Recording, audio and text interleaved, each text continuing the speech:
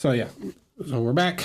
I'm gonna make some adjustments to the face, and then I think we'll probably start on the crown and the armor, and probably get some colors started. The plans for the armor is to do like a dark steel kind of effect. We need to think about the ambience that we're going for here. Right now the lights are like kind of neutral to maybe warm slightly, but I think I'm going to cool down the lights like a little bit, not too much, but just a touch, and then see where we're at. So I'm going to grab the somber gray here and just make some subtle adjustments. That might actually be too cold for what I'm going for. So I need something to slightly warm it up. Just to add like a little bit of warm color to the skin. I think maybe like a brown or something. Maybe even, yeah, maybe like a slightly brownish gray. Yeah, I mean, it's going to be like adamantine, so he's supposed to be a drow, and adamantine is like an almost black metal kind of thing. So just grab these two colors here, and we're going to mix these two together a little bit.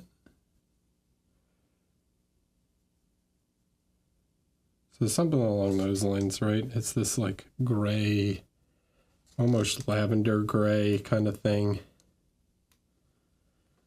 We're going to thin this down nice, get it nice and thin. And we're going to make some small adjustments to the overall brightness of the skin.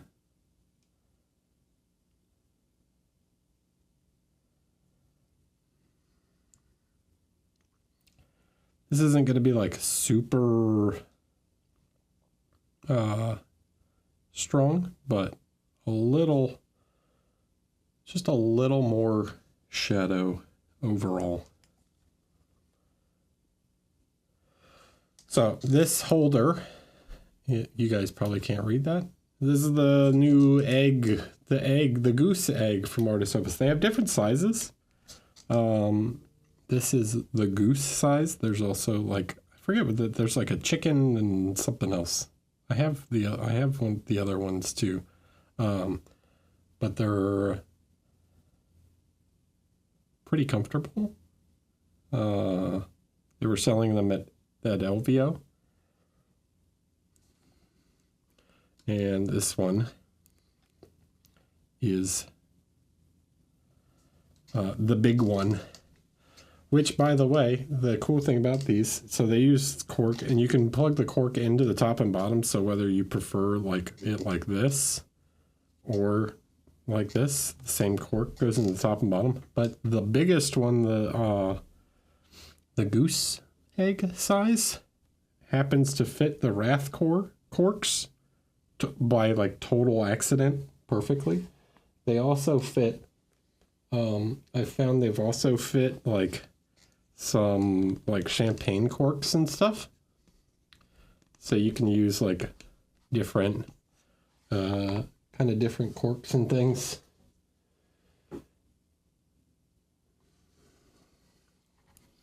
But yeah. Hi, ginger beef.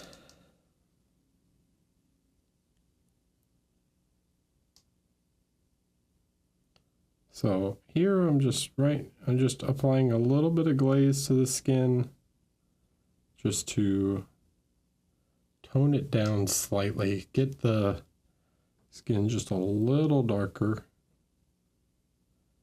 Not really messing with like the shadow colors, I'm just adjusting these lights just a tiny bit. Right, so something like that.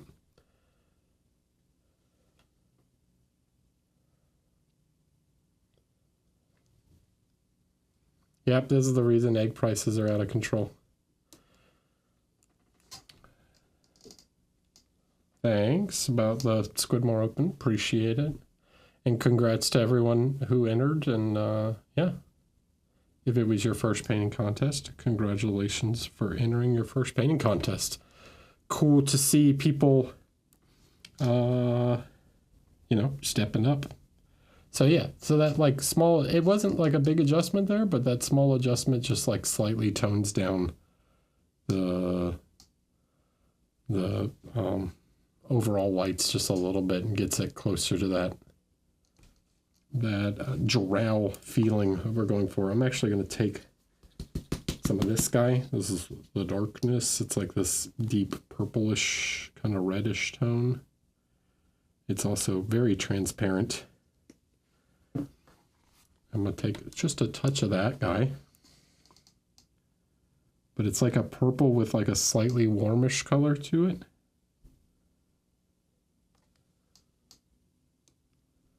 And I'm gonna apply just a touch of this to the shadows in order to deepen the shadows just a touch more also.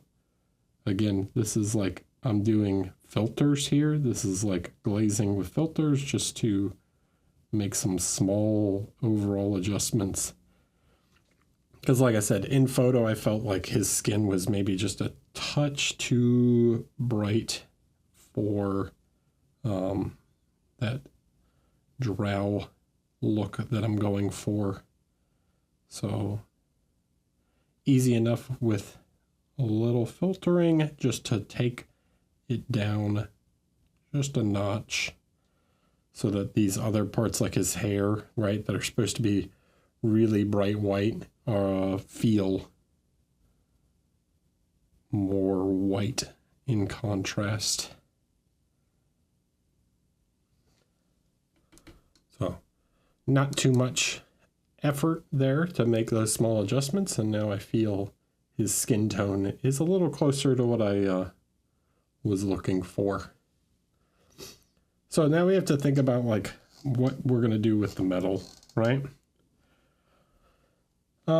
Typically, yeah, I think the color scheme overall is going to be pretty like neutral. I might do some little bits of gold trim here and there, but I think it's mostly going to be this like deep dark steel sort of color. So we're going to need black.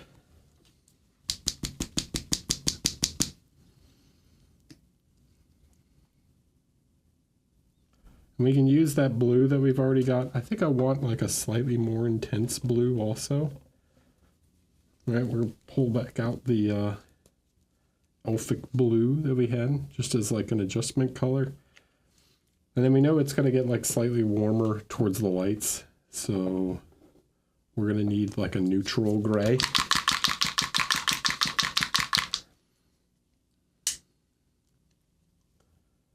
We're going to have all these like kind of pastel-y colors. And then like a cool, like a sort of light warm gray at the end.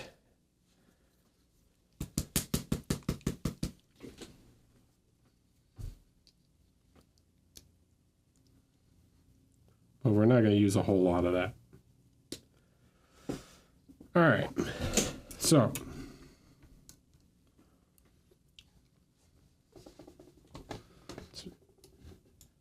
adjustment, okay. Want to be able to see this. Okay, so I'm gonna just take and place some light where I think I'm gonna grab this like neutral gray mixed with a little bit of this cold gray, and just start placing main reflection points. So like on the helmet or on the crown, like I know here is basically going to be like one of the major reflection points. We'll probably get like on this edge, right? And then maybe like a little bit will wrap over here, but not as intense as this side.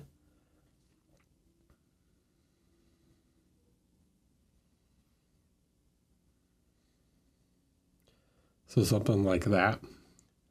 And then as this comes down, like we'll probably get we probably want some sort of reflection in the center of this guy in order to just like pull attention to the face.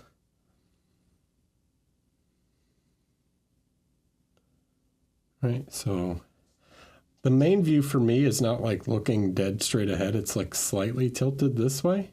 So that's why I'm kind of favoring this left side a little bit more. He looks okay, like straight on like this, but I think he looks slightly better, just like not like 100, like not way turned like this, but just like, I don't know, 5 degrees or something, you know, like that.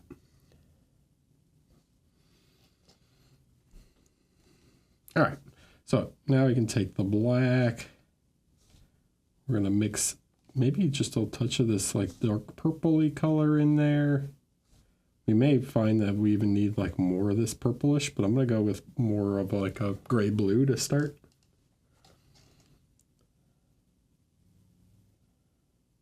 We're gonna begin to paint in some of the lights, right? Koopsie, thanks for following. Hello, welcome. Welcome to the stream. Okay, something like this. Then we can fill in this side. This is going to be mostly black over here on this side.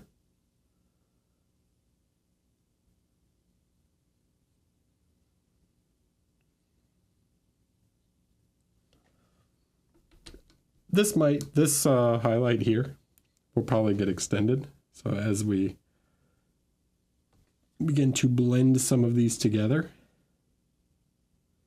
I also want to play, I've talked about this before, but we want to play with the curvature of this metal, right? So it's not just like a flat, perfectly flat surface. I'm going to make some shapes in this in order to like further emphasize that curve.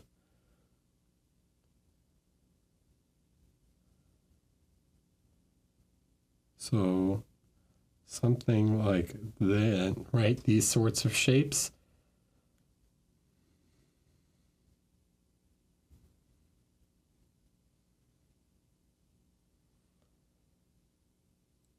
Add some interest to the metallic and create a more complex form to the NMM, right?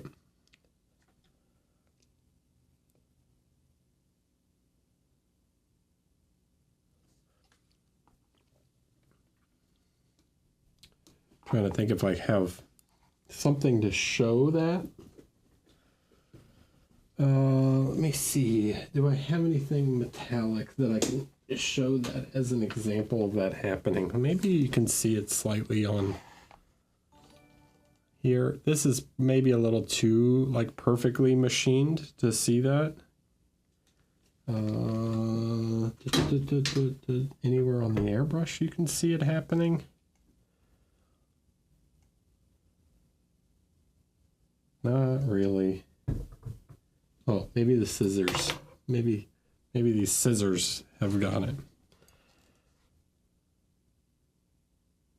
Yeah, you can see it a little bit here in the scissors. So you can see how that line is like wavy, right? So it's, what happens is that like metallic, so that's way too shiny. But you can see a bit of the like waviness to it. Here we go. So like look in the reflection now. See this like waviness to the reflection, right? In here, these reflection points. This is what we're kind of trying to achieve, right? So these like wavy lines add some further shape to the steel. Buffalo, hola. Hola amigo, ¿qué tal?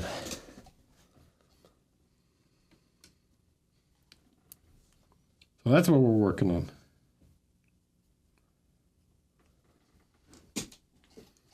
I'm going to zoom a little so you can maybe see this better.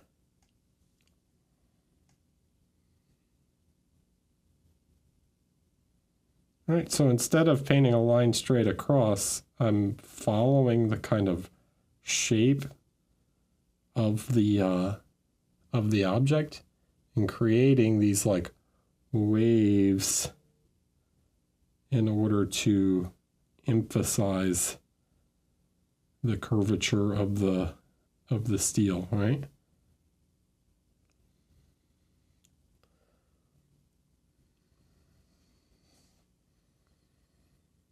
And in the end, it results in what I think is a much more realistic reflection pattern than just like drawing a line straight across. A goose of battle. And do I even work? Thanks for following. Welcome.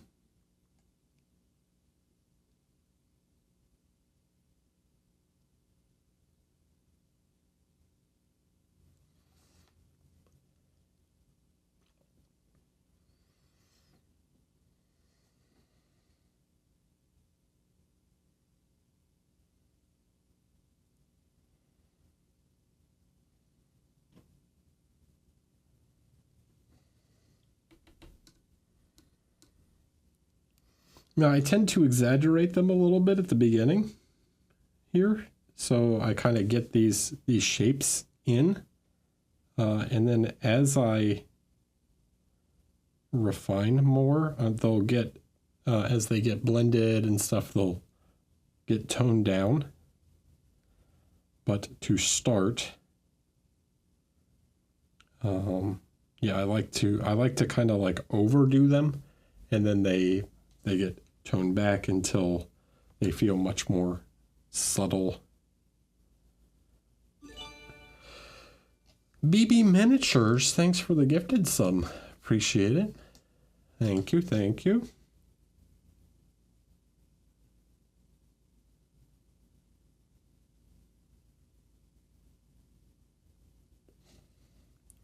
All right, so thing to note here is also like, as I'm only at like this neutral gray right now. And that neutral gray in contrast looks like really bright. But as I start to add these more intense ones, thank you. So as I start to add like this over here, this like warm gray, right? You're gonna see that like that light I put in the first place, right? This like neutral gray is not so intense anymore, right? Like this is now even brighter.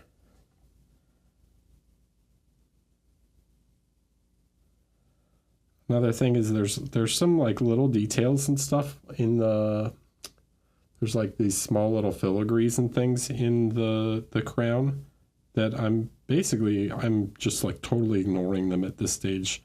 They are not important to me. I will define those later.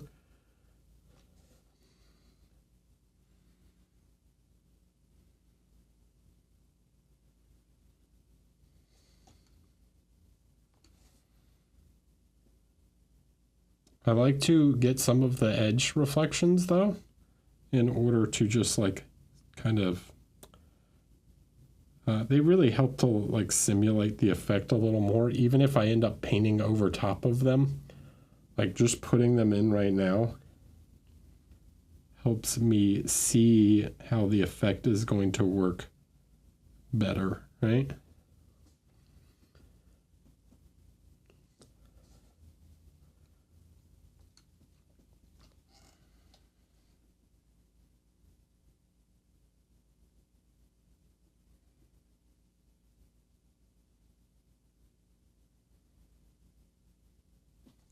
So this is effectively just like a sketch of the metallic, and then as I refine, right, it'll get more, it'll start to make more sense. So this shadow side, I'm going to play around with some of the blue, some more blue and purple, and do like a little, introduce a little like secondary reflection on the shadow side.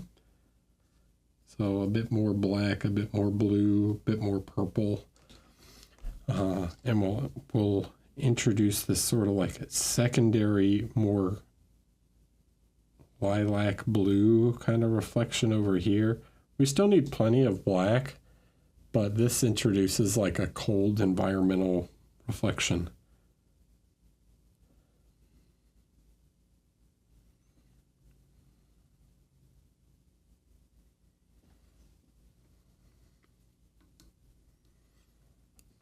Okay.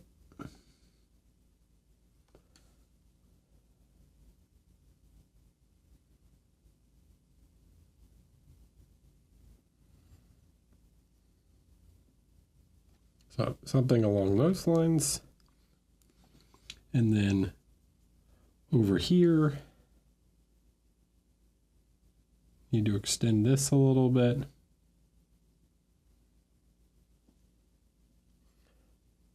Start to introduce some of that shape.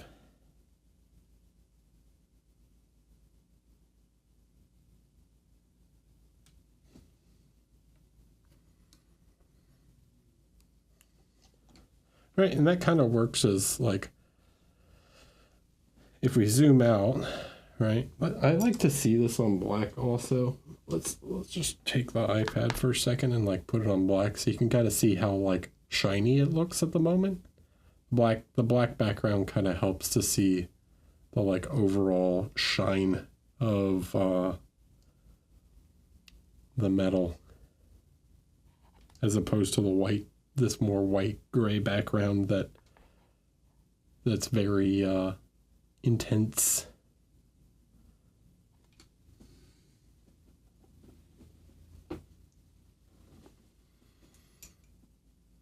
Hi, Mo's Magic.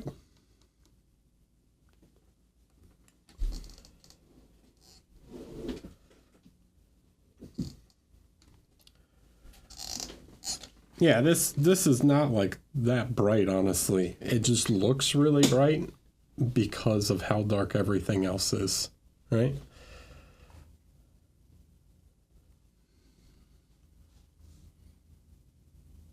So now I'm going to take some of the black and some of the purple color, and we'll begin to bring some of these dark tones back and start to refine a little. Right, so as I work, right, I start to begin to work with thinner paint.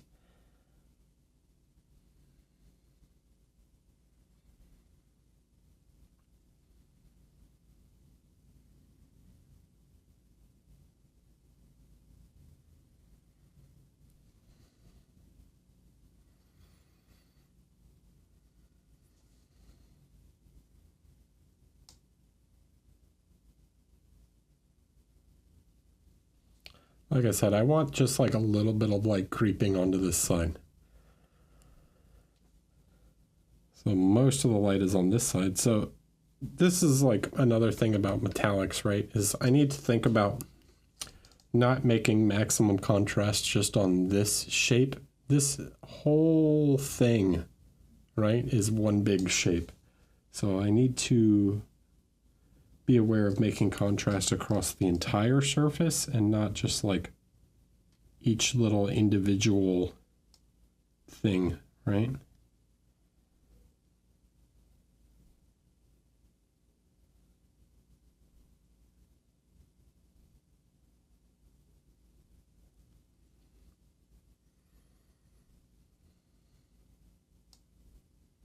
So maybe at the top of this, I push the light like a little more, because I still have room to play in here.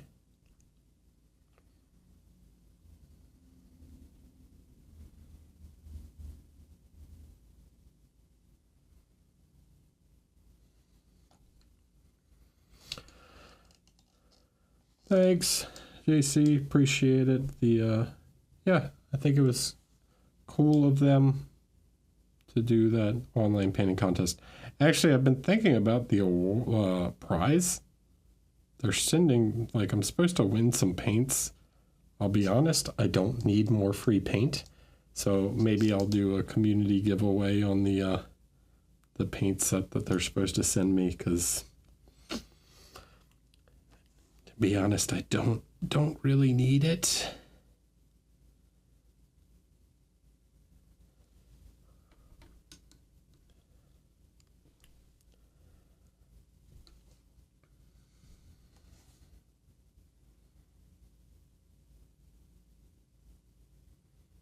Maybe I'll do it through the Discord or something.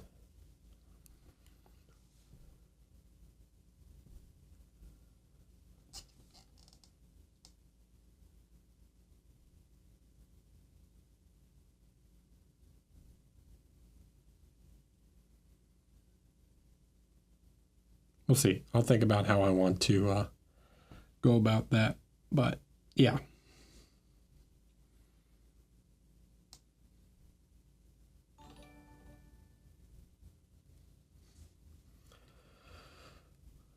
Raid AK, hello, welcome.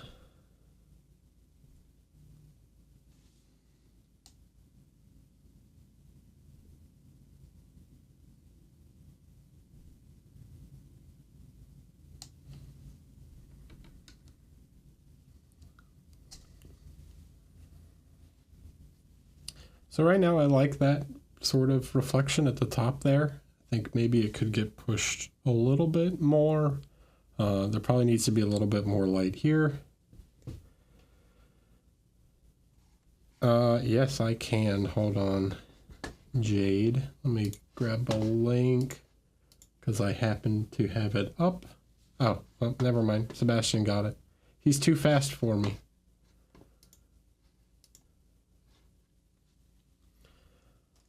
But what have you ever run out of paint? No, I don't think so.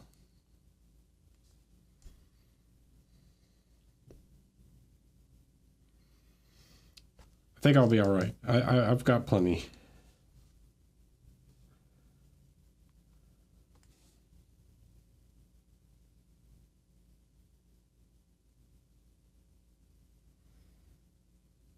I'm going to push this spot here just a little bit more. I want like a little bit more light near his face.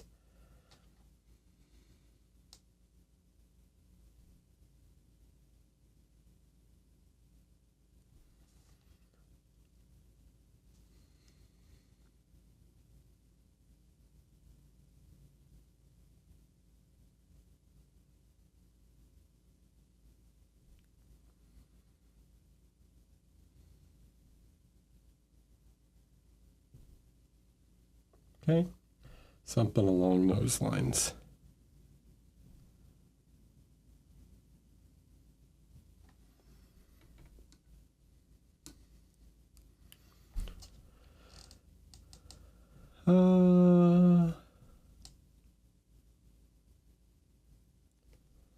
When I am painting box art, how much creative freedom input do you have? So it depends. It depends on the figure.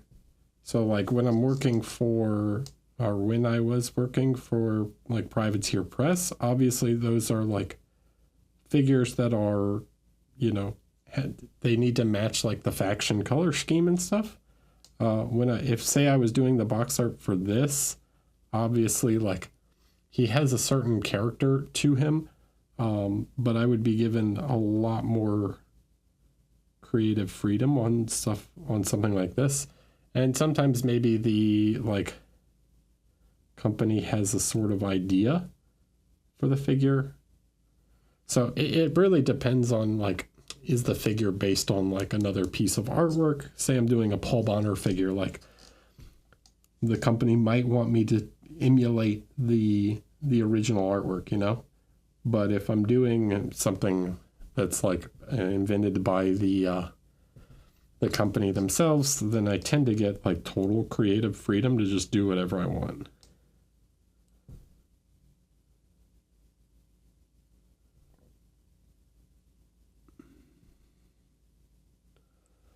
a lot of the Hera box arts I've done, they might make like a little request, like, let's say the dwarf I did with the furnace, okay, or the forge, like, I was requested, hey, please go crazy with like the OSL, right? Like go really crazy on some of the lighting effects, right? So something like that is like, I'm not going to tell you how to paint him, but I'm making a request to like emphasize this aspect of the figure.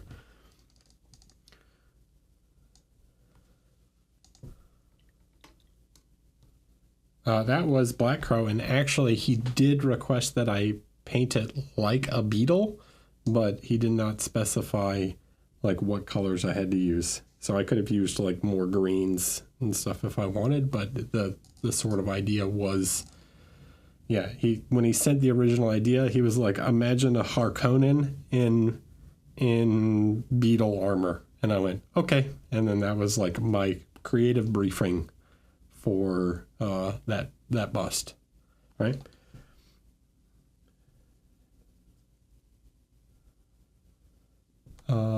You painted some Marvel United. Yes, I painted some of the Marvel United and some of the DC United figures. Correct. Yeah, something like that. It's like, no, you got to paint it to look like the, you know, you can't deviate on something like that. They're characters that are, you know, have a strong basis in their color scheme and everything, and you have to paint them to match the character design, right? I can't go painting Hulk purple or whatever. Captain America's got to be red, white, and blue. In fact, we had illustrations to go off of.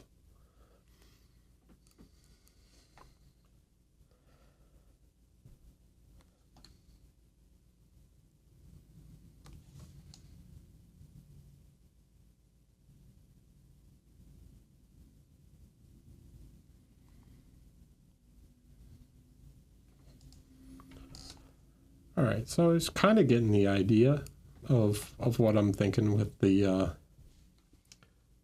this guy and how I want the metallic to look.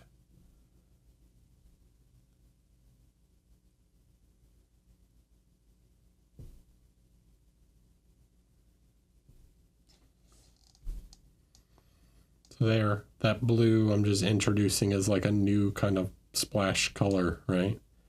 Just to add a little more interest to this darker side. But I left that like dark line there, right? So I'm trying to create like maximum contrast between that to really show how sharp that edge is. And we need one more level of light.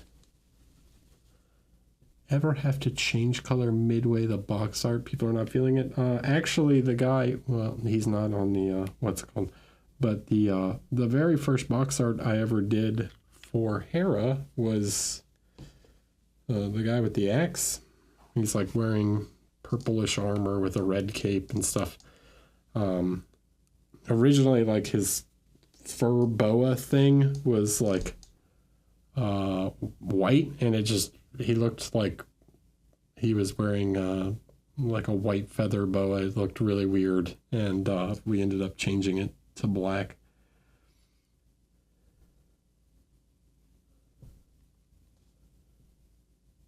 What color are the eyes? They are red.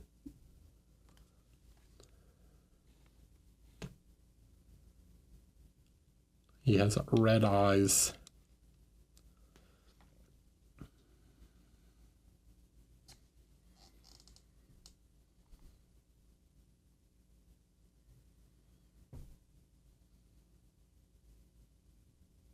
With so many cool colors, do you need to feel to add something more? So I don't want to add a lot of warm tones. I'm adding just like a little bit here and there, like just kind of in the final lights, like a slightly warmer color, because I want this sort of like overall cold feeling. We're going to add some more red too, which I might just go ahead and do real fast on the cape just to kind of see. But like all his gems and things are going to be red. So like red will be the like bright, warmer accent color on this figure. And even the cape is going to be like a more cool red.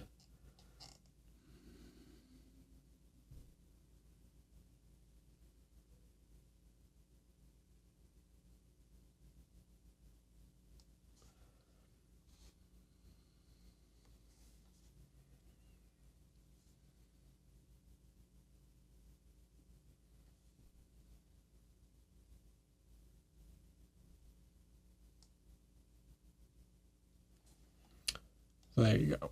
All right, so there's like the really intense highlight.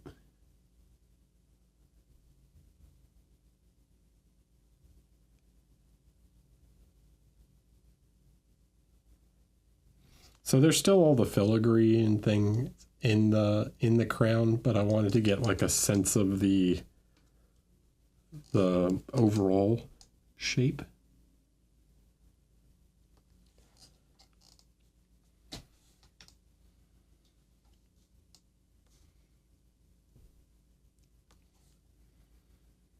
Make some adjustments here. There needs to be some more like neutral, cool blues on this side.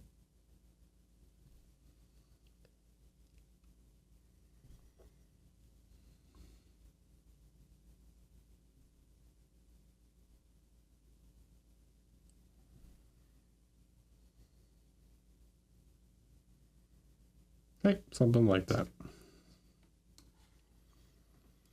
So is it done? No, but it gives you the sense of, right? It gives you the sense of what his crown is going to look like.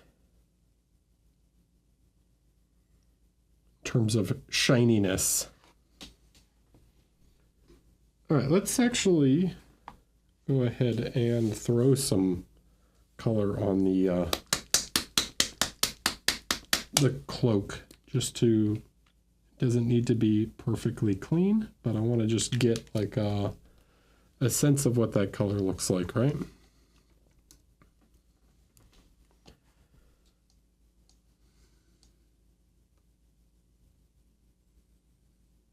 I'm going to grab just a bit of that purplish tone here.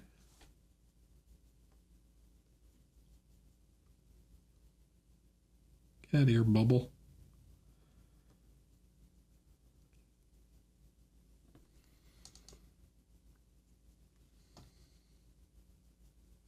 So this sort of wine red color.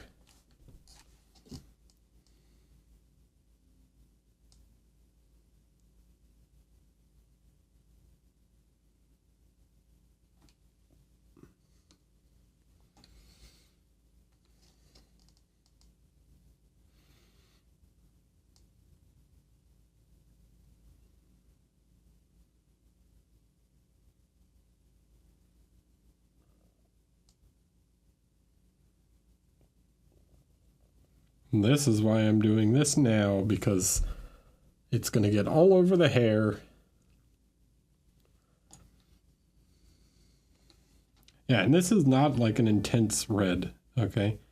So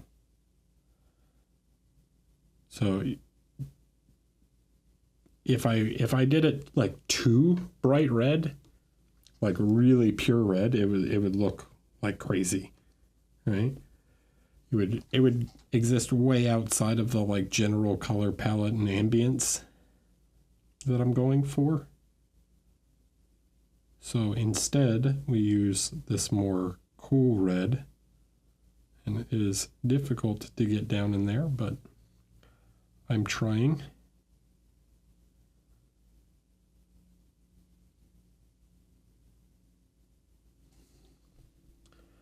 All right, so this like nice dark red.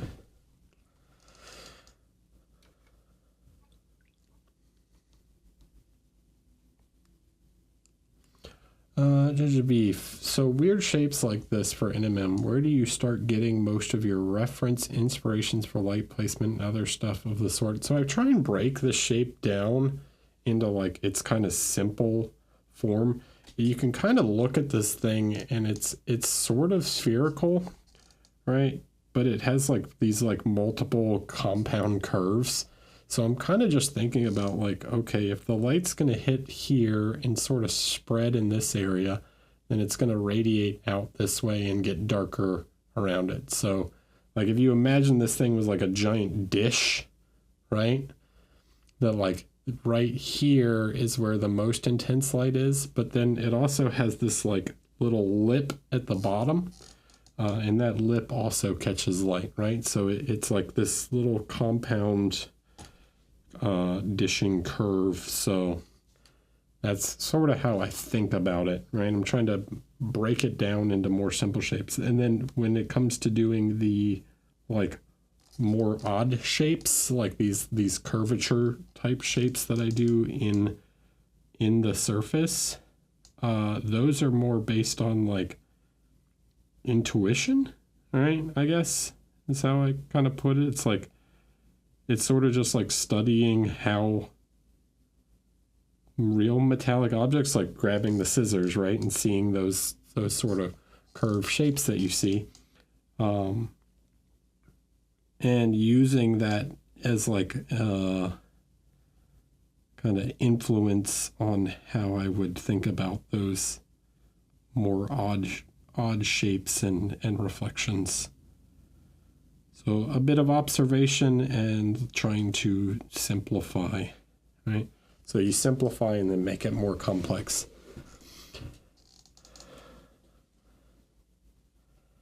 I do not have an affiliate link to Hera. Just, I'm happy that you're buying some Hera models because they employ me. So if you buy their models, I get more work. So thanks. And Diego, the owner, happens to be a friend, so I'm sure he appreciates it, and I appreciate it.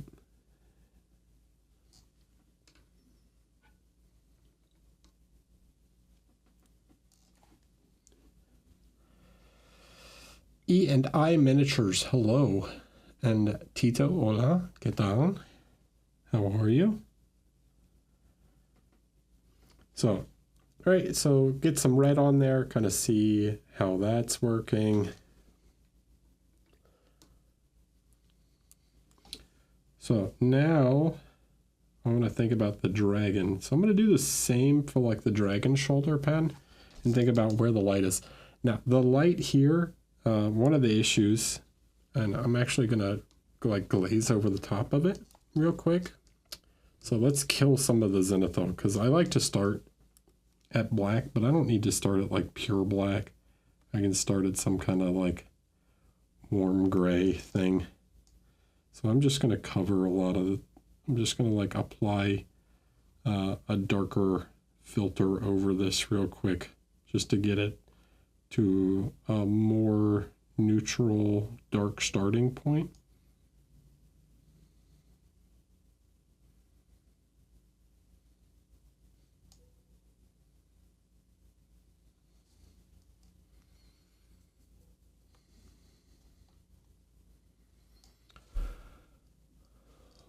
When is the box art for Karg and Marg? Mog, whatever. Yeah, they're next, actually. They're next on my plate. So I'm almost done with the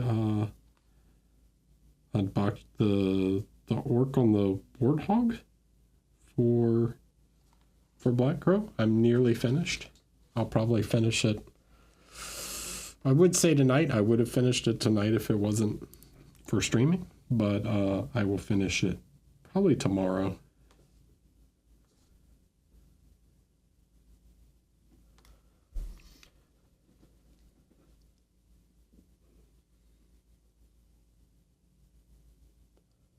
Yes, I painted the dwarf blacksmith for Hera, yeah. I did the one with all the firelight, the forge light.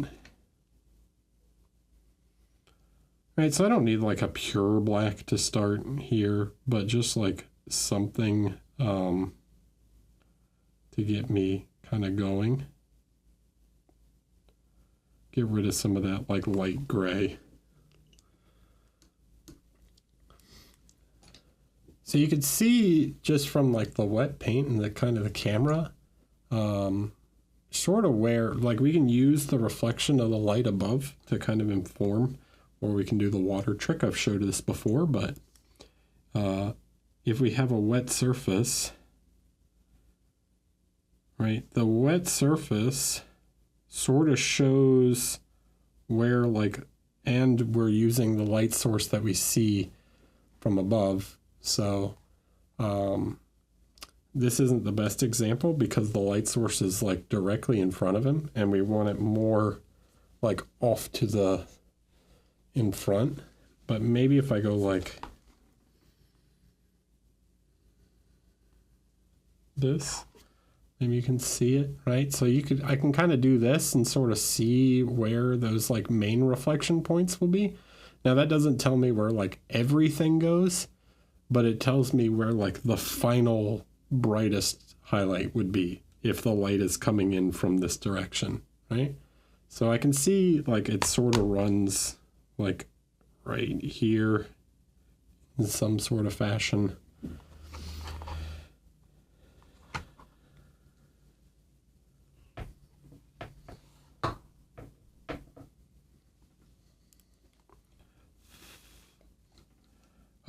On the other side, we don't get a lot of like main highlight. We get sort of like here and here. And then some of these like spikes and stuff will get reflections. And we can kind of like think about like maybe there'd be like a little bit here, but not to like the final highlight, right? It might be like a softer light, right? So maybe you get a tiny bit. It's similar to like this one, right? Where it's not like as intense as this, but a little bit's creeping into this top section of the shoulder plate. Okay.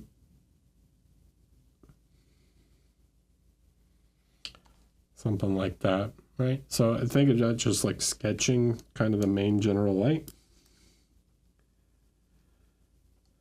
And then on this side, what did we see? We saw like quite a bit, like right here. Quite a bit of it would run like this. You get one sort of like here, this thing, that thing, right? You get some on the like cheekbone of the dragon head. And then it sort of runs like across his eye. So I'm trying to think about this like as this like waves in and out, right? It's like these like dips, how it's going to sort of like zigzag across these shapes, right?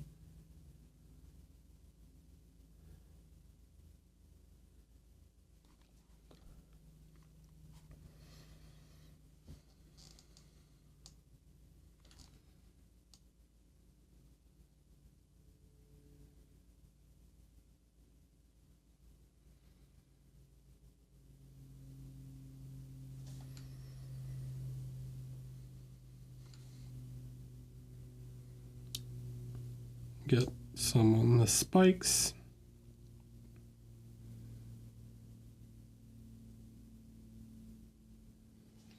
And then we can like get a little bit like down here on the jaw. Maybe this thing sort of catches light.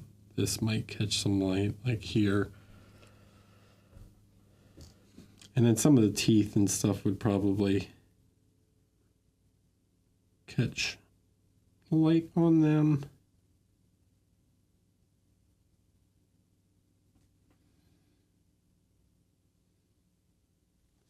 That's sort of my general thought process of like, okay, I need to place these reflections, like how are they going to interact with these more complex shapes, right? So So just finding sort of where that main light source is going to hit, and then I can adjust.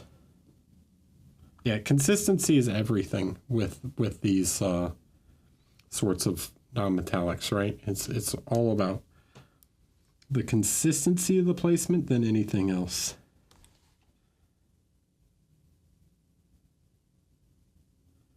Right, so it looks like there's the same light source reflecting on his chest plate and his armor, right? His shoulder pads. It all has like the same lighting source, right?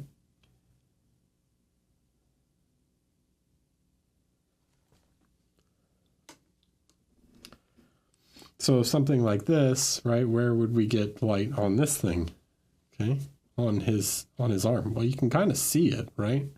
There's like a bit more light here from the camera. Now it's not going to be as like intensely strong as the rest, but there's probably going to be like a reflection sort of running right there. On his chest, you can see the light from the water still, right? The wet paint. See how it's kind of reflecting in his chest right there? So we would have like a reflection point sort of here. And then as it comes down, it's going to go away because it's tucked under, but you have all these little edges and stuff that we can define. Right? And then what else can we do? What else do we have? We have this whole right side, and this is why we introduced the secondary color in the crown, so that when we're working on this area, we can do something like this and make this area more interesting by introducing some of the blue reflecting in his armor on this side.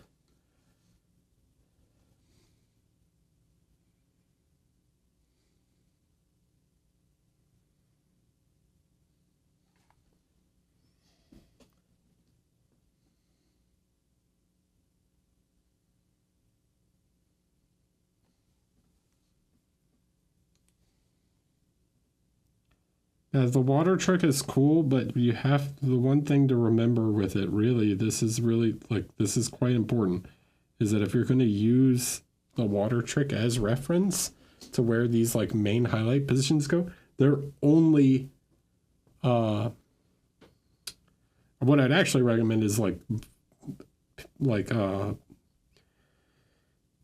prime it with like a slightly more satin black and then set up a light source that is like where your light source positioning would be, but that only shows you where the main reflection is, right? Like the main light source reflection. It doesn't show you where like what the sky, how the sky would reflect or anything else. It only shows you the main light position, right? Because there's other stuff that's going to reflect in here. Like I need to think about like what else is in the environment that's going to reflect. This only informs me where that main reflection goes. Okay, so whether it's the sun or whatever is creating that light source on him, right? Like this is where the main light source goes, but I have to fill in these other areas too, right?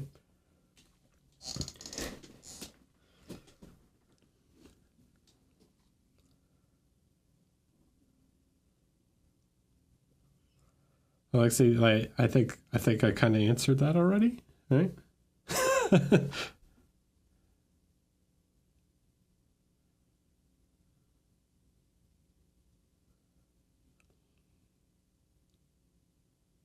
Okay, so it won't tell you everything, but it'll give you like a starting point, you know?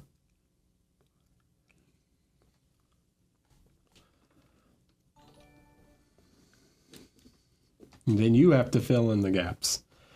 Necromancer's Palette and Squadloaf. Hello, welcome.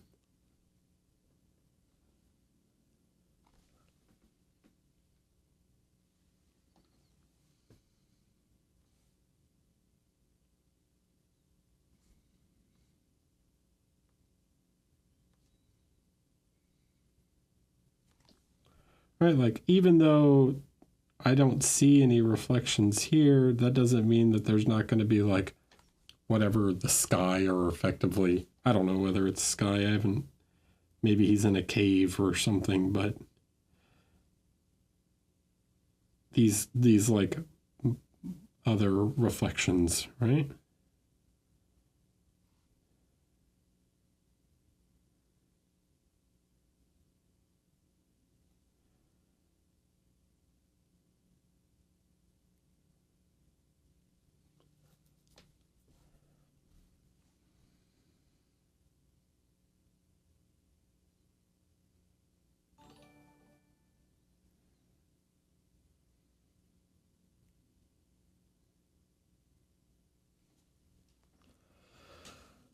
Necromancer's Palette, thanks for the tier 1.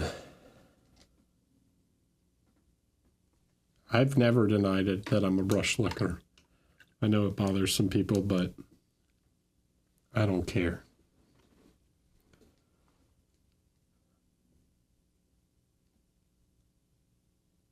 Sky Earth NMM, I hate that term. SE NMM now stands for, all right, we're gonna change it.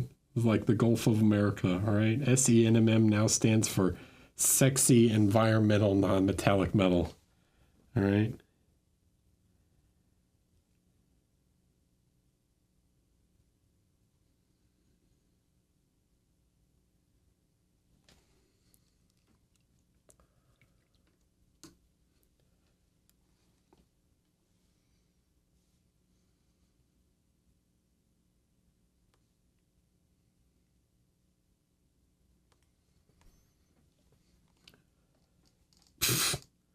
The worst was I think it was like Thraka Greenwash from GW. That was the absolute worst.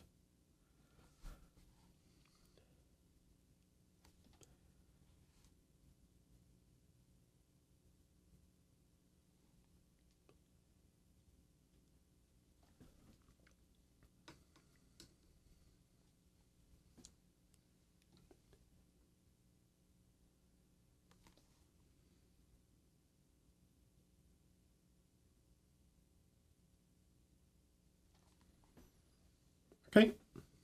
So, is it perfect? Absolutely not. But it gives the general sense of like where these main reflections are going to go. Okay. I actually don't love this here. What I want is to move this a little bit. So I think that I want this kind of concentrated more, slightly more centralized. So you can see, because the main view is sort of here instead of like on the edge. I think I want like the brightest part of the secondary reflection kind of here. So it shows a little more from the main view.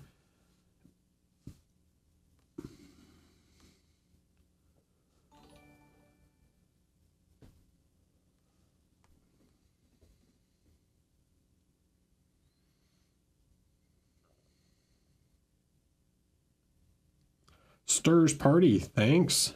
Appreciate it. And Juanra Flores, hello, welcome. Thanks for following.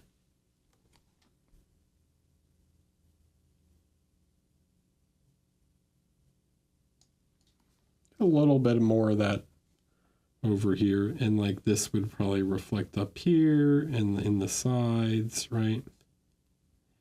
So I'm always just kind of thinking about like where this light is going to show up. So like if it reflects here, it's going to reflect up here. It's going to, right? That's why it reflects there. That means that it's probably going to reflect in some of these areas.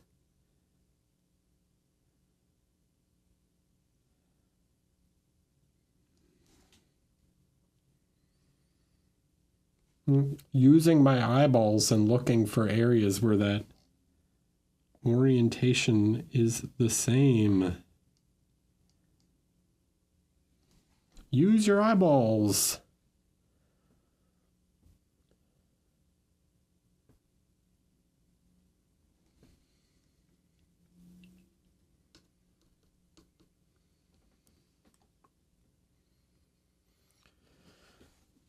Okay, so that gives a general sense.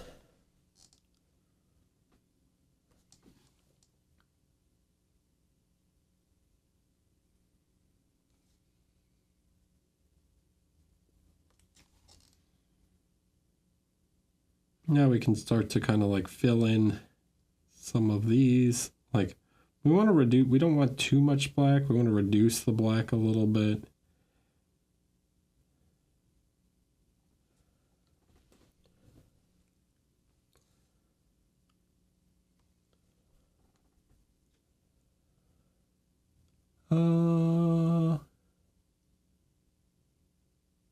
Did I make this model myself? No. This is from Black Crow Miniatures.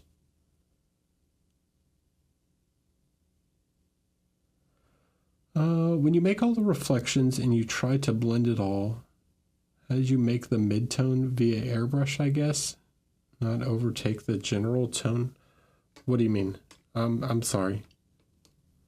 Miguel, en español?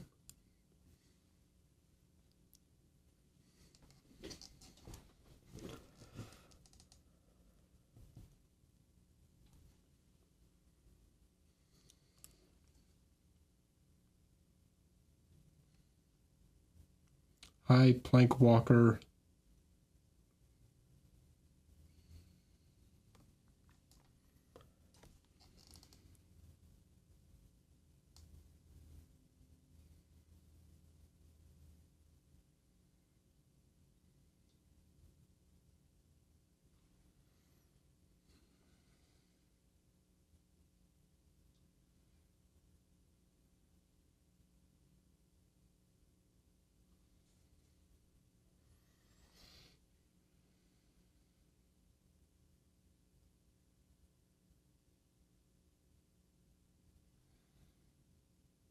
Right, so now I'm just coming through and beginning to refine, trying to like refine some of these shapes a little bit more. Some of these interesting ones are like here, where you're actually going to get the reflection in the recess. So it's like, I'm going to change brush real quick so you can see this a little better. And let's take a lighter color. So you catch a really strong highlight on this edge, right? The edge of this like dragon shape, right? Do you see that? I'm going to darken the other side so you can see it better.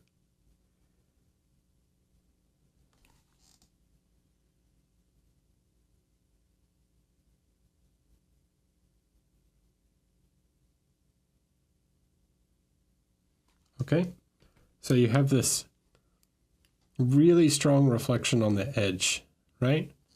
And you're going to get a really strong reflection on the other edge.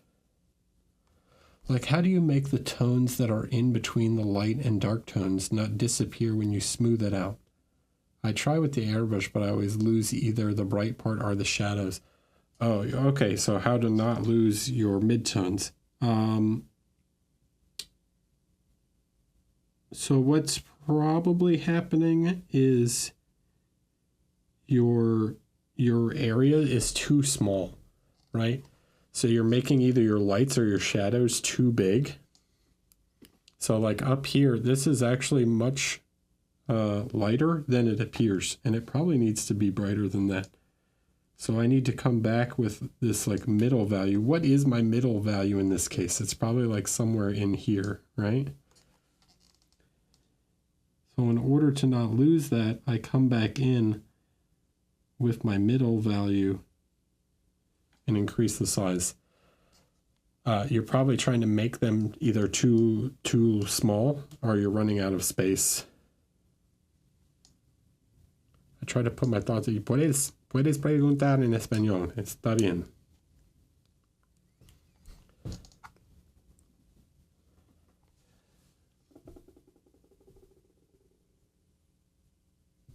I can explain in both.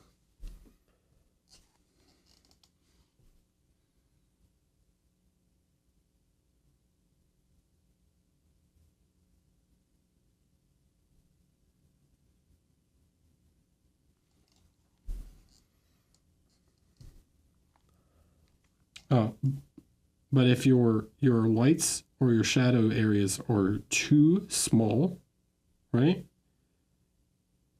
The when you go to blend, you lose all that middle value, and the result is like these tiny little highlights or whatever. So using more make your midtones. Puedes hacer tus tonos medios más grande para resultar en un realce final más grande. ¿Vale?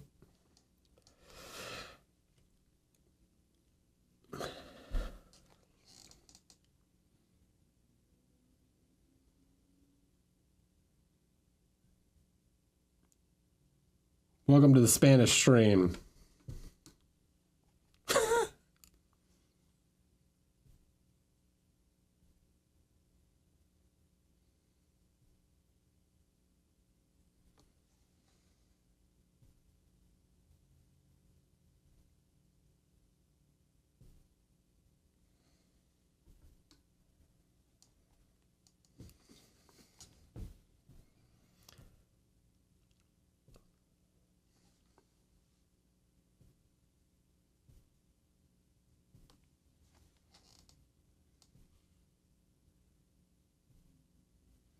Yeah, so what I was trying to explain about the reflectivity of these little horn things, okay, is that you have a highlight on the edge of the little horn thing, this little shape, right? Let's look at this shape from the side. See this like shape? I'm gonna draw on the lid here. Okay, where are we? So you have this sort of shape, right? And it's like this as you look at it from the side. Okay? Well, if you have a reflection here, right, on these peaks, okay, the light, right, this is perpendicular, and that's why it reflects, right? These little, the light comes in and it reflects off, right? But this in the valley is also perpendicular, right? So you get reflections in the valleys also.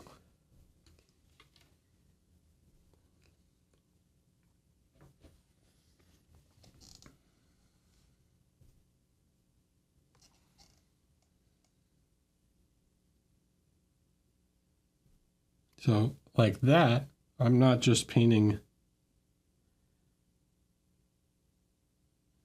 the actual hill, right? The spike, the valley also gets a reflection.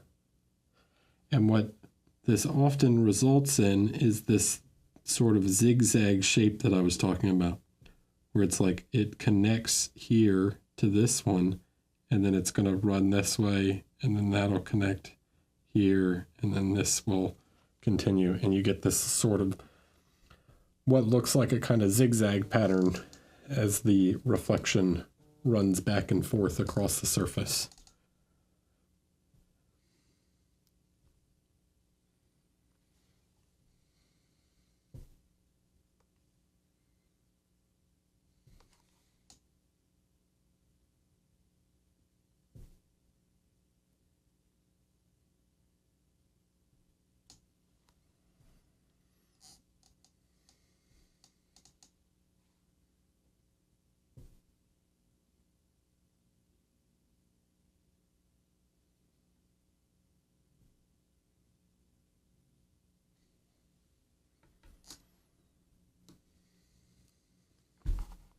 ¿Me entiendes?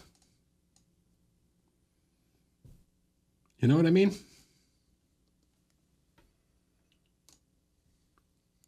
It's the only thing you need to know in Spanish. ¿Me entiendes? Mandanis? It's actually pretty rude, but it's the equivalent of English going, you know what I mean? You know what I mean? Like after everything.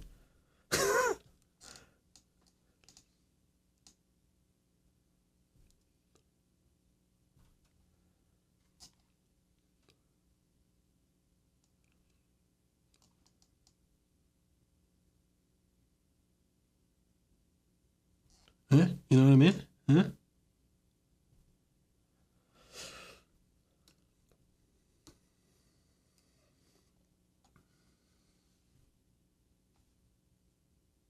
You know what I'm saying? Yeah, exactly. You know what I'm saying? You know what I mean?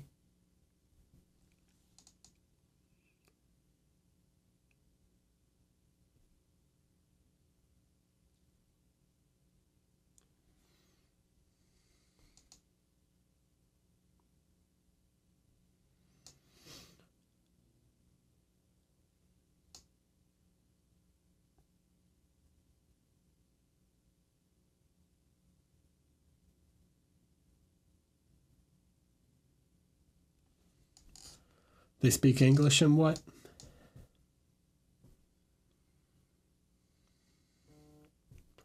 You just started one? Nice. The candle figures? I like Lucas's candle figures. Which one?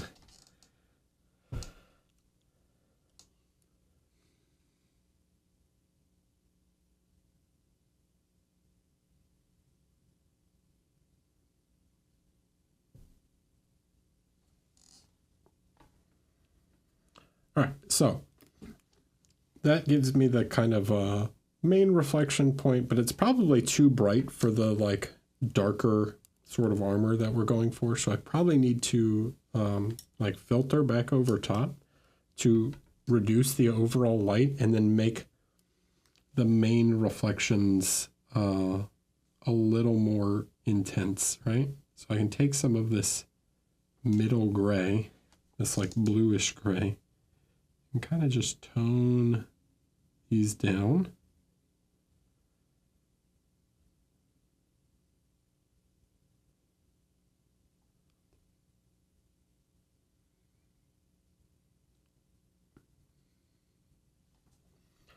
And then I'll make the main reflections in that a little brighter.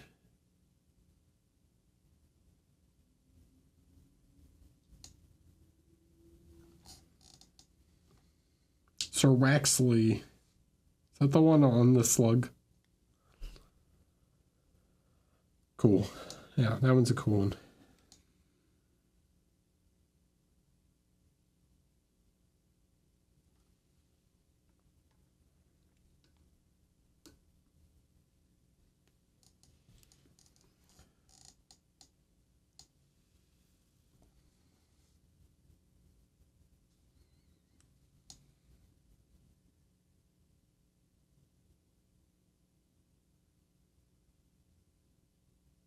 I painted one of those and then I destroyed it. So, gives us sort of the idea of the metal. Even this might be like slightly bright now. I again need to check it on the because I'm going for this very like dark feeling overall. So I like to check it on this.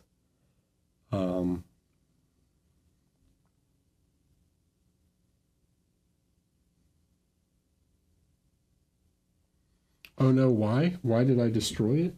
It was all part of the experience. All right. I painted. Lucas made me an actual one made out of wax. So Lucas took the mold, and he cast a actual wax version of it, and then I drilled into it and replaced the wick with like a real wick, and I painted it, and then I lit it on fire.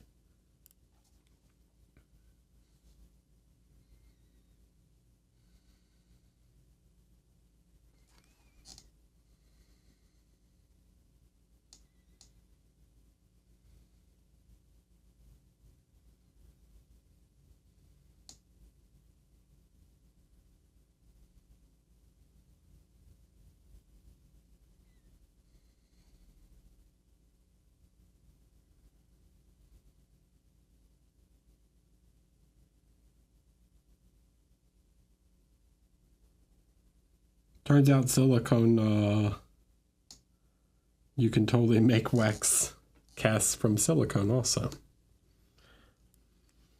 Let me tell you that painting on top of wax is not the best thing though. It turns out resin is a much nicer surface. Resin and plastic is a much nicer surface to paint on than wax.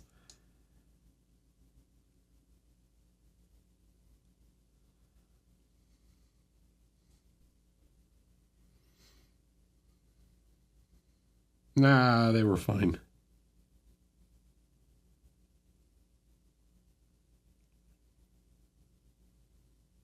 Would have been funny to do some sort of scented candle, but no.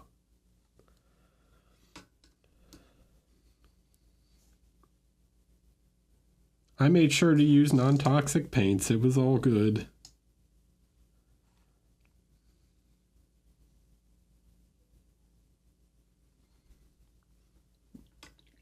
All right. What's the other thing we want to do? So the other thing I need to figure out is what the heck I'm going to do is collar.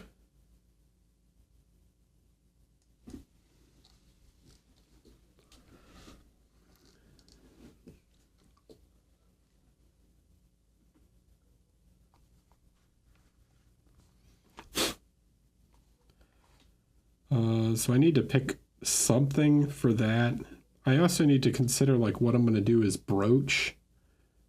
We'll probably have some gold. I actually don't really want a ton of gold on him. He has a lot of like little filigree and stuff, but I feel like doing too much gold is going to go overboard. So I need to think like if I'm going to do any gold, it needs to be really subtle and like pretty desaturated.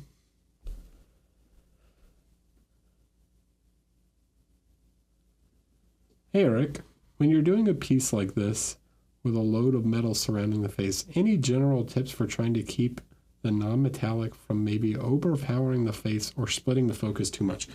Yeah. So my general tip, Alexi, is to, you want to draw attention where you can. So if you think about kind of where I've placed the highlights, right? Would this spot here necessarily be this bright from a realistic standpoint?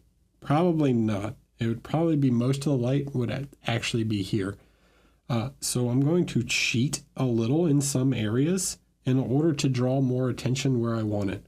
So like on the chest, maybe this spot right here might actually be the brightest part, but I can push the light like slightly higher in order to like pull the attention upwards.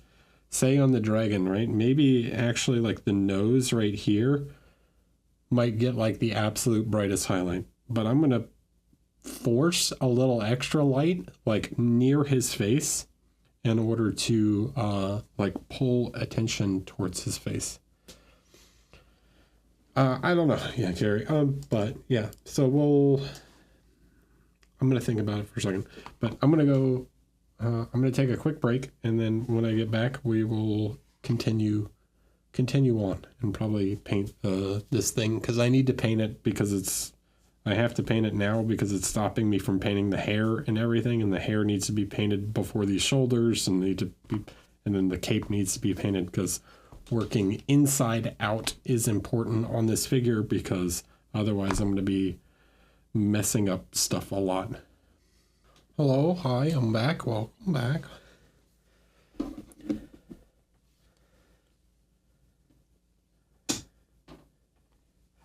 Hello, gilded brush. All right, so let's think about the cloak. Or not the cloak, the collar. So I'm probably just going to go with this like kind of purplish gray for the collar, and then do the trim like a separate color. So I need to just get like a little bit of light on there.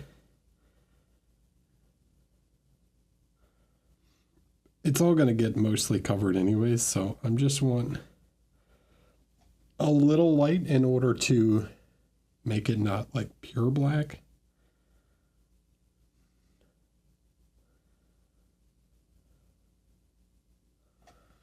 something like that.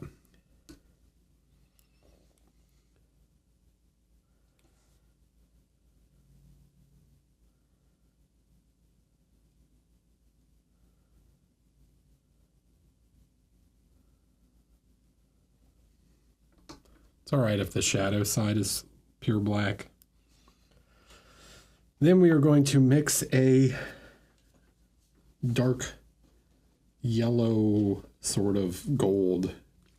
So I want more like brownish tones with a slight yellowish tint to them, because I don't want like this like ultra bright yellow gold. I don't want like sterling gold. I want this sort of cold gold kind of color. I'm going to use more of these like brownish tones.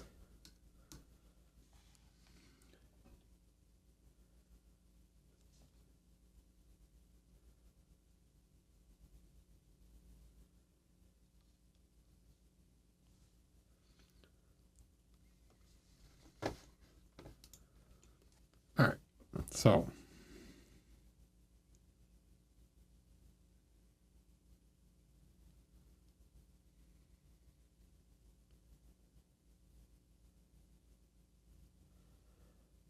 you can see something more along those lines is like a gold.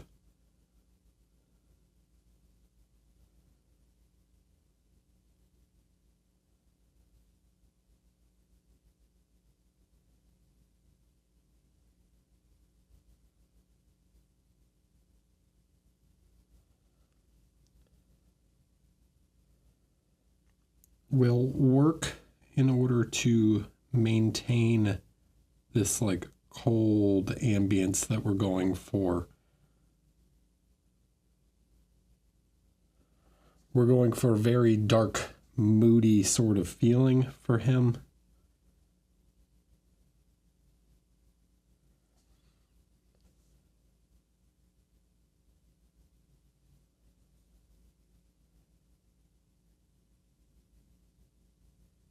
If I used this like super saturated yellow orange gold, it would look very it would be like overly intense.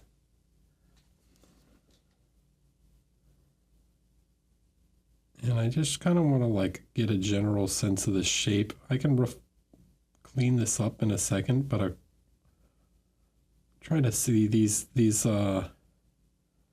filigree is very tiny.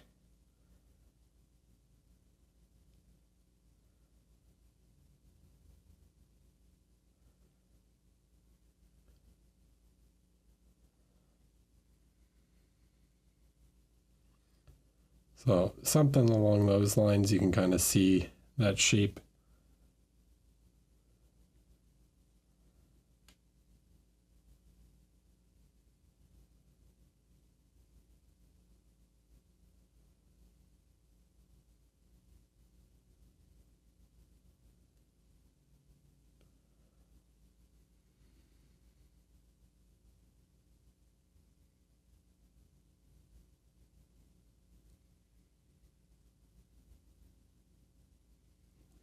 Okay.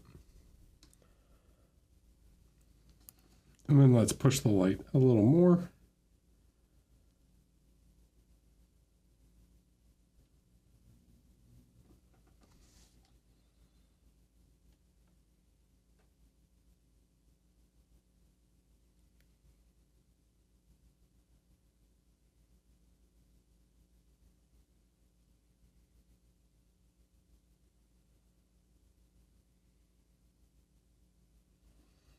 Again, my goal is not to make this like ultra intense yellow. You can see even this like very desaturated yellow. Let me show this next to like an actual yellow, right? So like this is actually yellow. And like this is the color I'm using, right? It's a lot different in terms of saturation, but it looks quite yellow on the figure because everything else is so cool.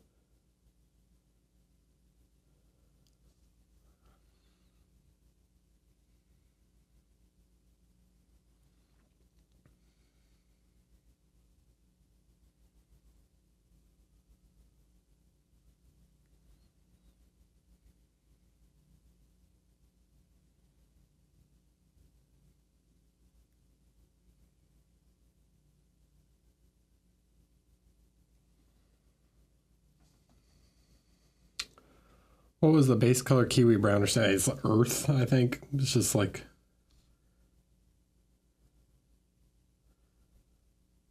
I just grabbed the brownish yellow. Stop asking. The color is not important, right? Stop worrying about the recipe.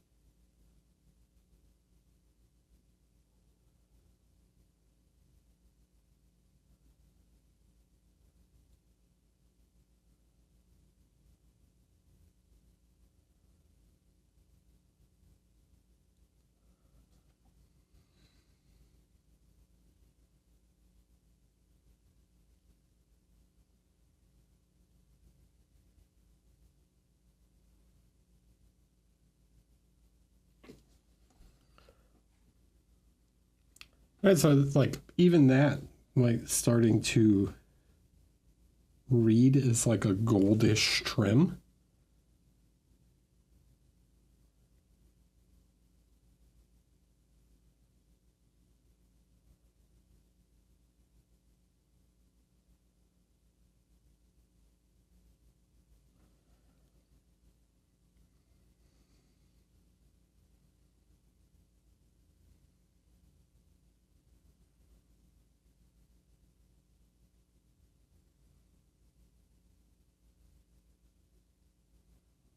And then later, if I need to reuse some gold somewhere, like I can, I now have kind of access to this color. So like on the brooch or something, or some of these like random armor panels, I can introduce this as like a secondary color, right?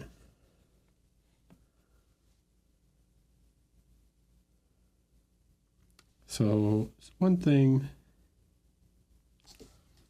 I'm going to try and do this like super zoomed in for you guys.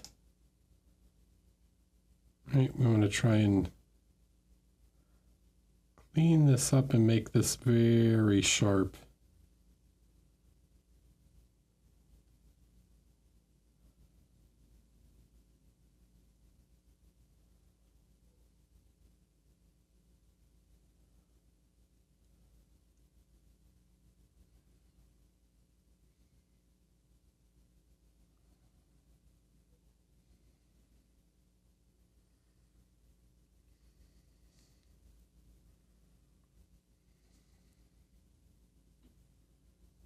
This is probably something I'll have to come back to off camera with like the magnifiers on, like super zoomed in, and try and really perfect these shapes just because of how absolutely tiny they are. But this should give you the sort of idea of like the effect I want to go for.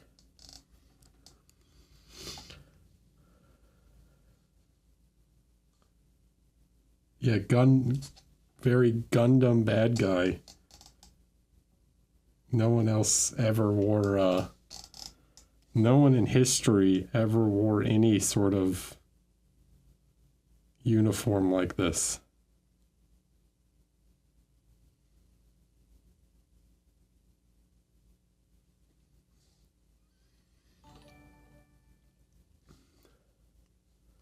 Spoon handle. Hello, welcome.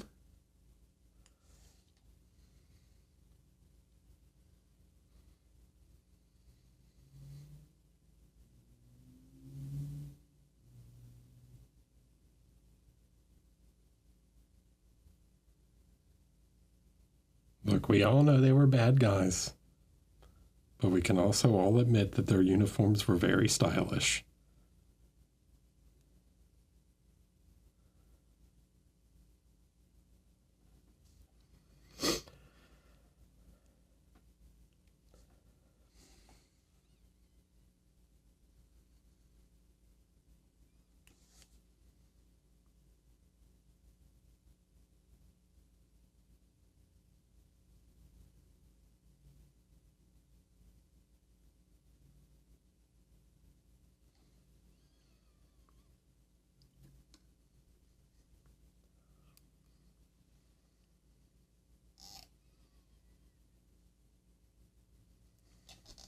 Okay, so that gives us the sort of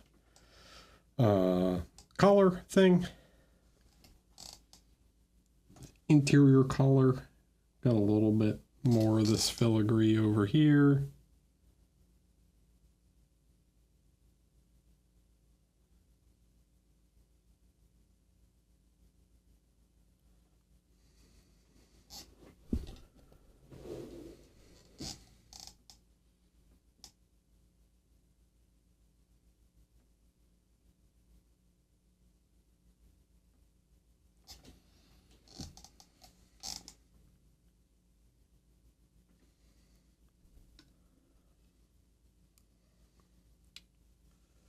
Then we can take just a touch of the ivory plus this ice yellow. We can do like little dots in order to really push the final reflection point.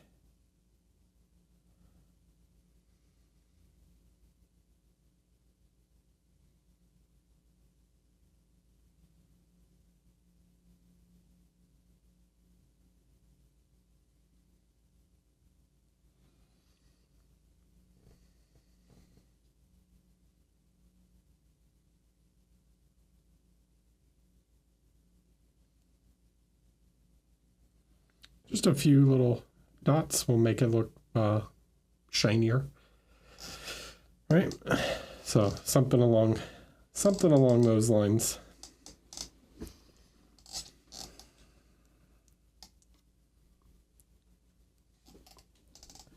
Okay, so the next thing I kind of need to do is paint this inside collar, and then I can do the cape.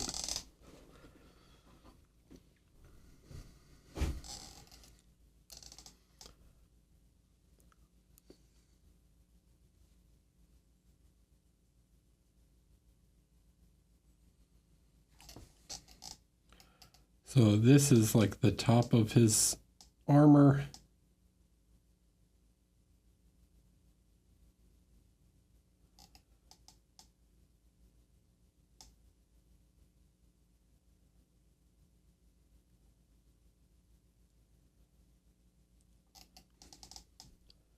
Just need to make sure it's defined.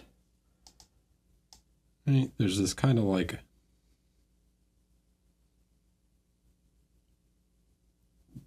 bat slash dragon sort of iconography to it. I guess it's more dragon than bat, but it has that sort of bat feeling to it with the way it's like spiked and stuff.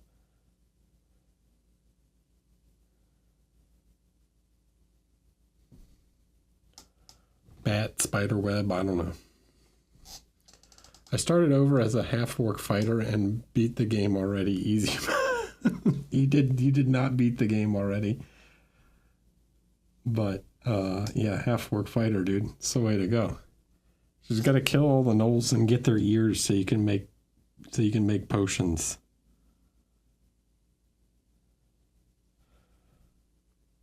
What's it called is actually very strong in that game.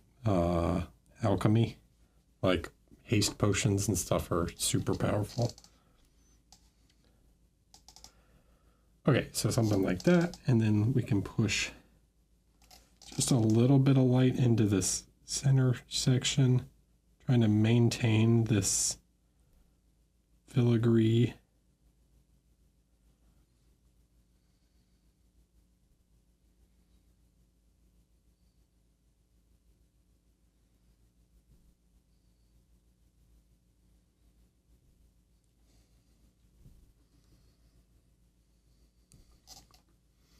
Hello, how's my day going? It's pretty good. How was yours? You haven't even gotten to the gnolls? They're pretty early, dude. Gnolls are annoying. Hyena monsters.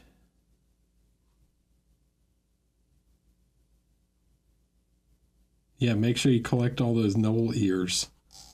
They make good potions. Forget the name of the actual potion. It's like anyways. It's not a potion either, it's an elixir.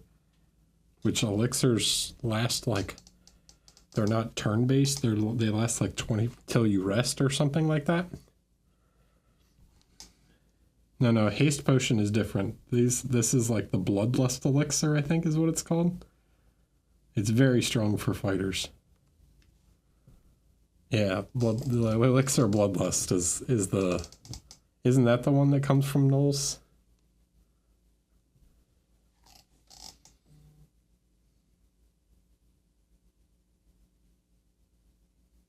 I could be misremembered. I could be confusing the two. Either way, both of those are like the two strongest.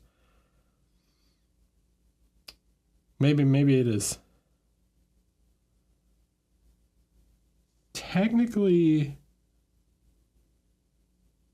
I forget why exactly, but the potion of haste is more efficient. I think because you don't suffer.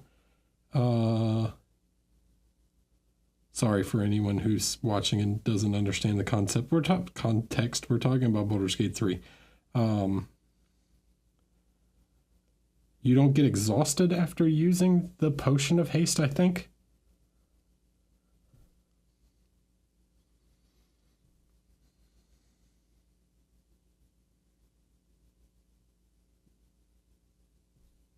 And when haste wears off from a spell, you suffer exhaustion, which makes you lose an action point. Or one action.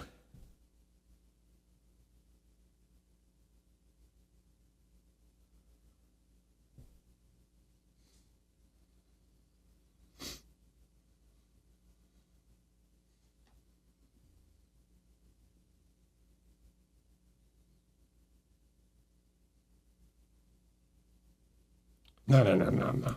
Cragzon, you don't play Warlock. You play Sorcerer. And you multi-class into a couple levels of Warlock to get Eldritch Blast. And then you can double cast and do all the silly things that Sorcerer does and cast like, and not just play gun, play machine gun and shoot like 1,000,000 Eldritch Blasts.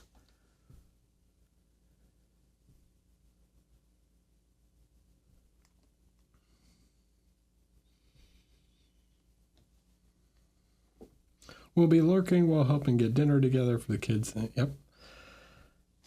Well, thank you. If you ever want, you can always watch the replays on YouTube, you know. They're there. All right, so that kind of gets the like collar sort of defined. Might be a little too bright. I can tone it back just a touch. We just want like a couple little spot reflections just to be able to see it. So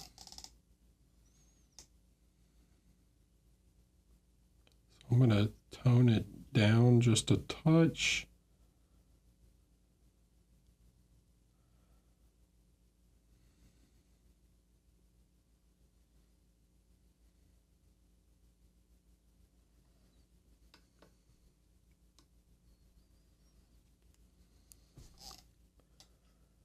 So that sort of helps define that area. And we can push like one little final edge highlight on that in a bit, but kind of gets us there. Now let's play with the, I'm going to take some of this ice yellow with some of this scarlet red, and it's going to like make it a little more pinkish. But I'm going to use this as like to get some nice coverage on this red because it doesn't have a ton.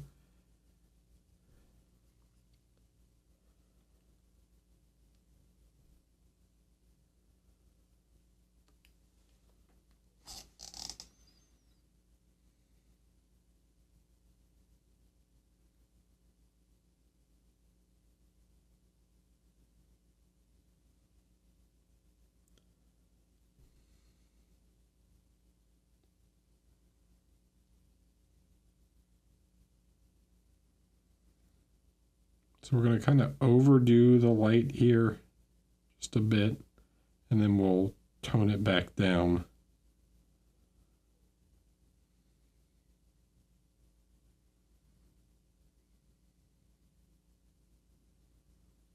So I'm just trying to paint the volumes of the cape. think did they fix that, Sebastian? I don't know. Can you still make him do that?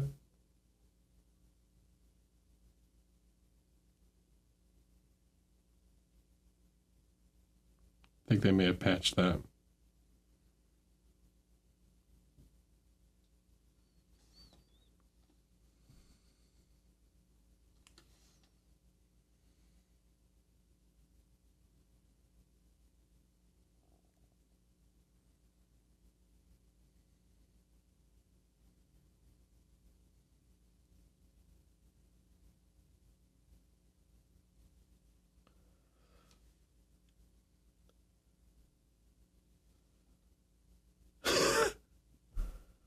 That's not a bad price actually for the Gambler's Chest. Dude, the game is good, man. I have talked before plenty of times on stream about how good Kingdom Death is as a game. If any of you guys watch Mr. Trent Big Dino, you probably also know he is a big fan of it too. The game is very good. I had some issues with the Gambler's Chest, but nothing to ruin my overall enjoyment of it. I had a good time playing it.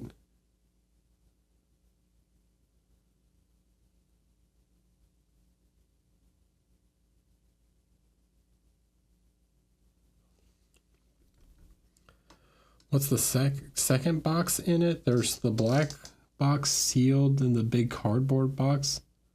Is that standard or from the Kickstarter backers only? You should have two boxes. One's all the figures, and then one's all like the cards and stuff. Yeah, he's definitely short. Big Dino is like the name Tiny, you know? It's like that's one of those nicknames where it's like because he's so small, he goes by Big Dino.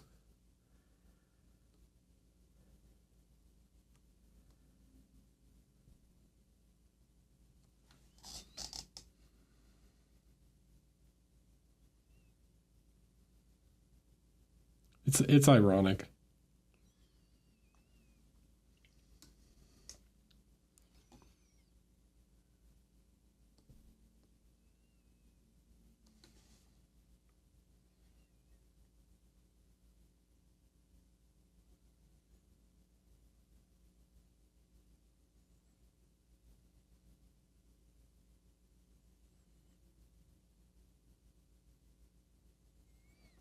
All right, so just filtering some color back on top. That's cool, Stray Egg. Are you even Aussie if you don't say the C word on stream? Crikey? That C word?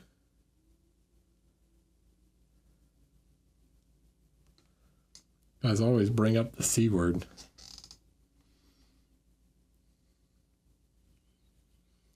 See you, Ethan.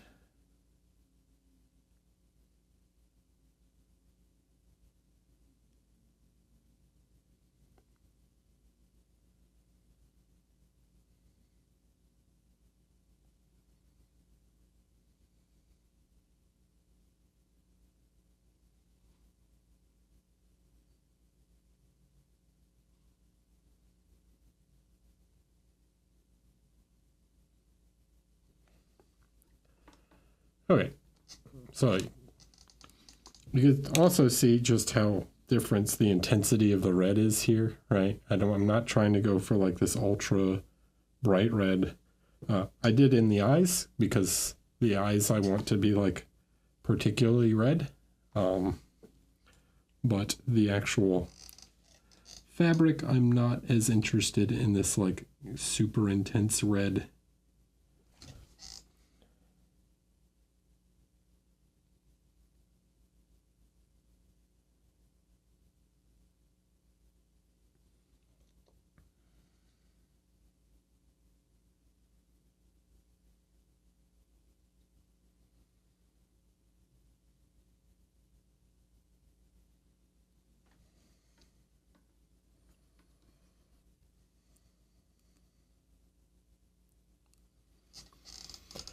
Any plans to come to London, maybe for a class? Yes, there are plans.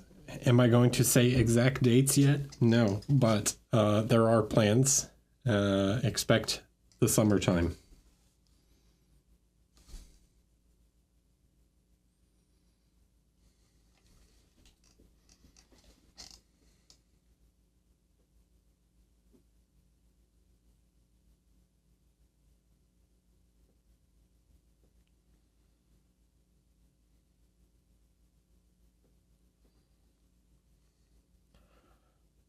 However, if you want to know when I am teaching a workshop, you can follow me on Instagram, or the best place to find out is to join the Discord. I always tend to announce those there first. So that tends to be the best place to follow any workshop announcements and stuff like that. What brushes do you prefer to use, Eric? I use Artis Opus.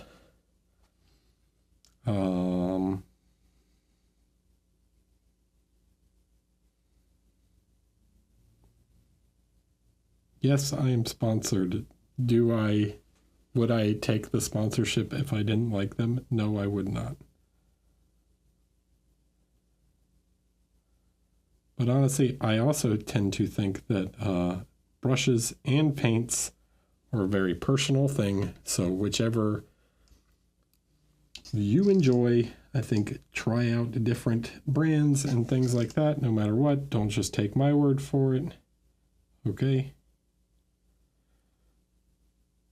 Try it out. Try different things. See what you're comfortable with. See what your favorite is.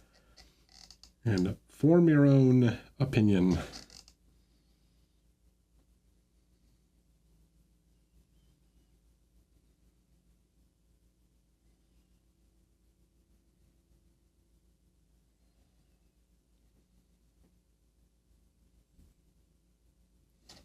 Crazy, right?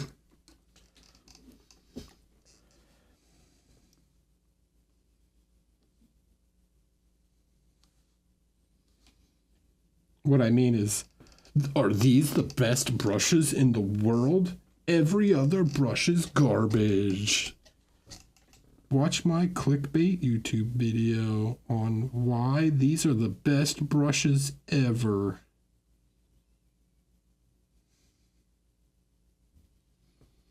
I'm throwing all my other brushes in the trash.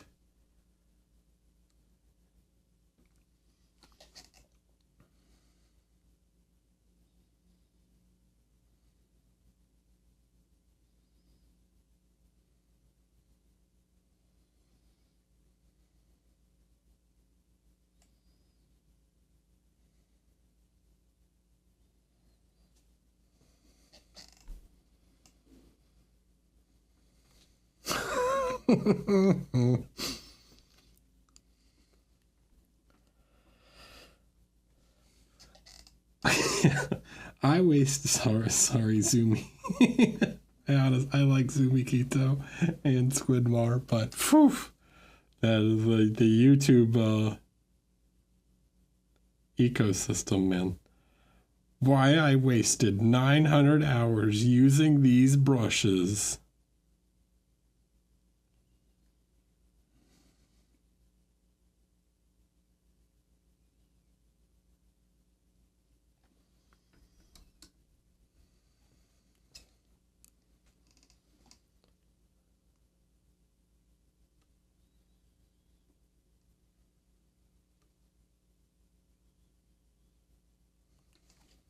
And I know Simon watches these videos, so, or at least does sometimes, so he'd probably admit it to you too, though. But he plays into the game, the YouTube game.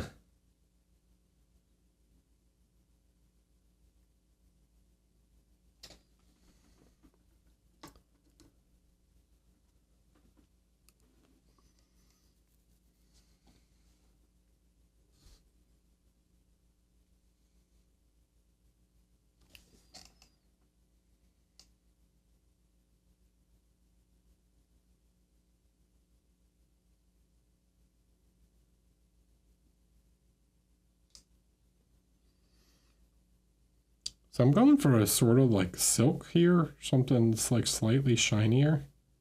That's why I'm highlighting these so much. What I want when doing this cloth though is to not like overdo it. I'm trying to make these like final highlights kind of small to give that like sort of reflective quality to the fabric.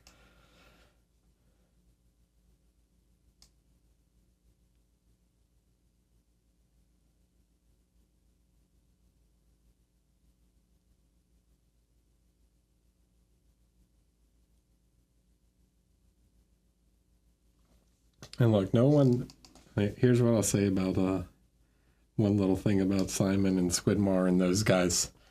No one in the miniature painting world, Scott or John Ninas or any of those YouTube guys, will ever be as bad as like Discourse Minis, which is little just like rage bait, like sensationalism titles.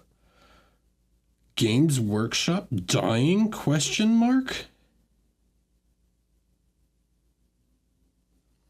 The next GW killer?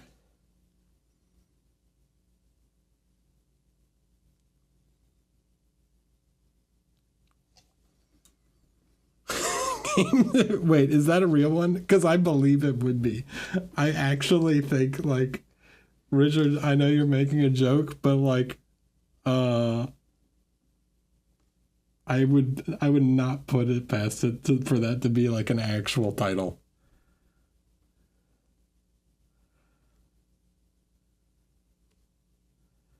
A British company going MAGA.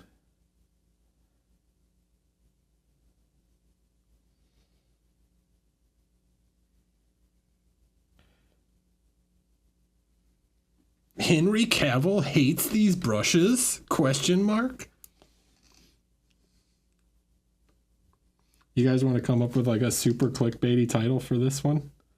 For this next stream VOD?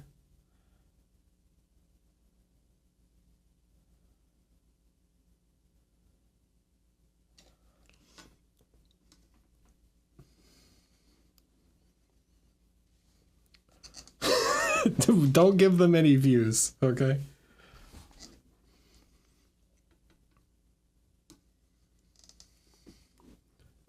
I was thinking something like that, Richard. How I painted a DEI elf?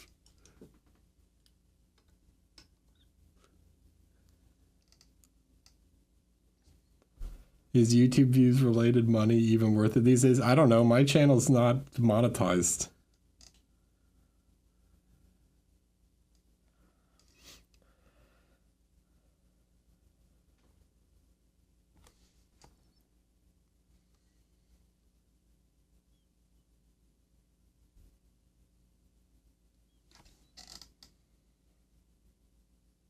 Yes, it does. That's correct. My Space Marine Heads video does have like 50,000 views.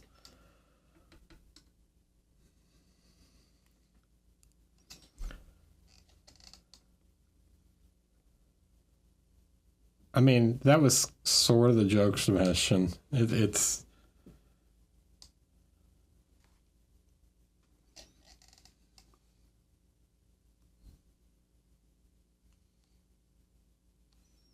Oh yeah, just impact font on there. Just I'm gonna use the Mr. Beast marker font on my next video.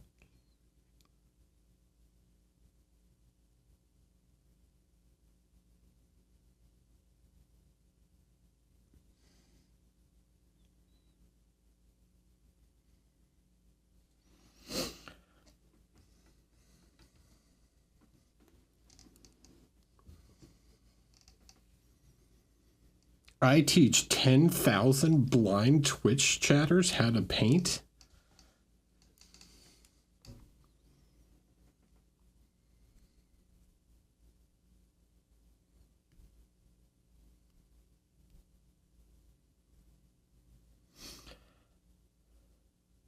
Hi, Ginger Beef. Welcome back. We're coming up with clickbait. Sorry. I'm gonna do the I'll start doing the what's his name? Ryan George thing. The like, if you've ever watched his videos, the like pitch meetings, and I'm gonna start making my paint jobs just have like gigantic eyeballs.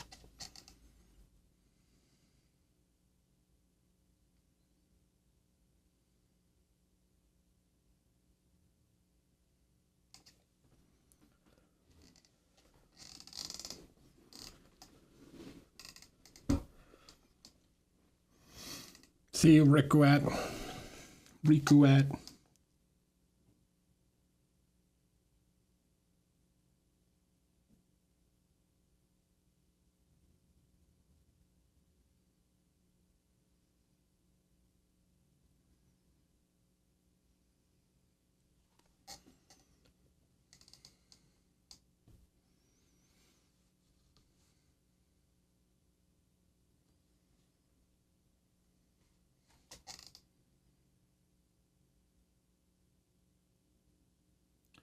All right, so here I'm just trying to define this lip of the armor a little bit more, just to get that like nice and clear defined.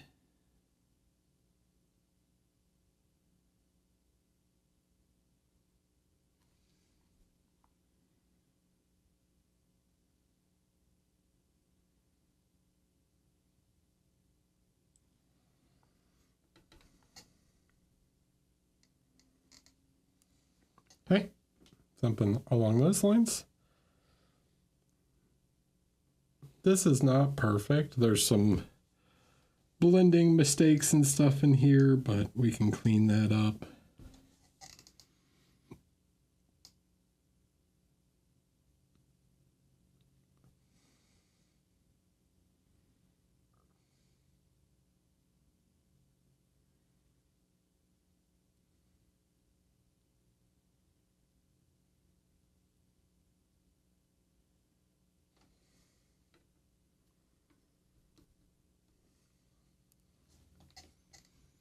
Oh, I got it. How I act. I'm going to change the title of the Korpakali Hunter video to How I Accidentally Won the Squidmar Open.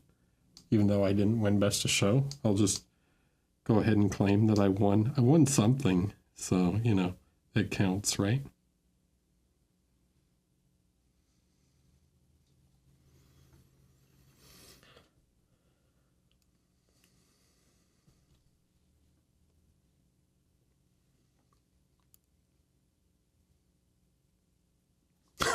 My online comps are rigged.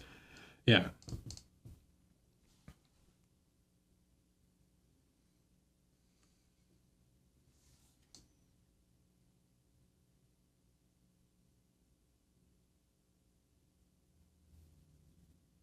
Well, they're definitely rigged. You guys didn't know?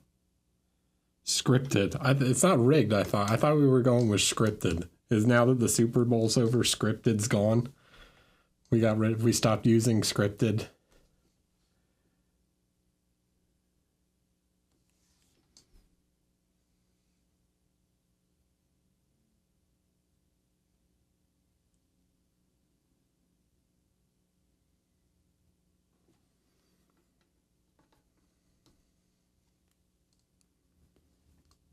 Hi, Jonas.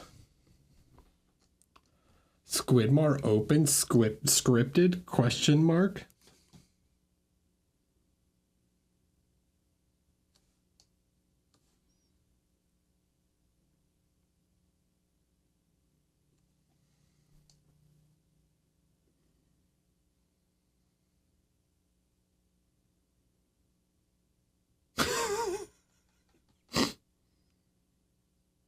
Thanks.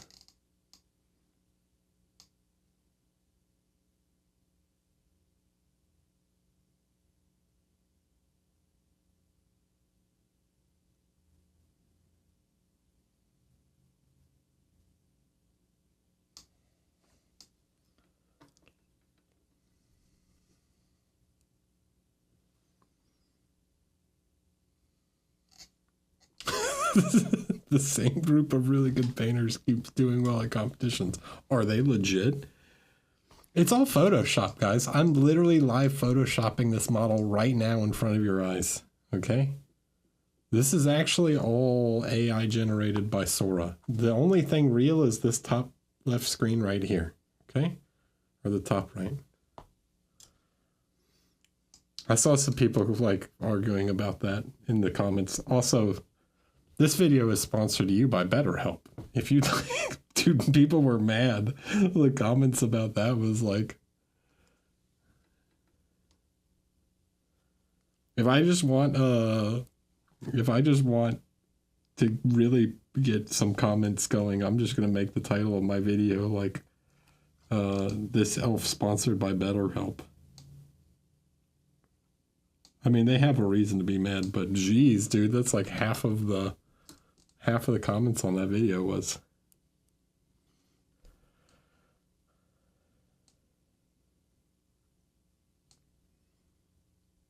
Oh, don't get me wrong, it does, but man.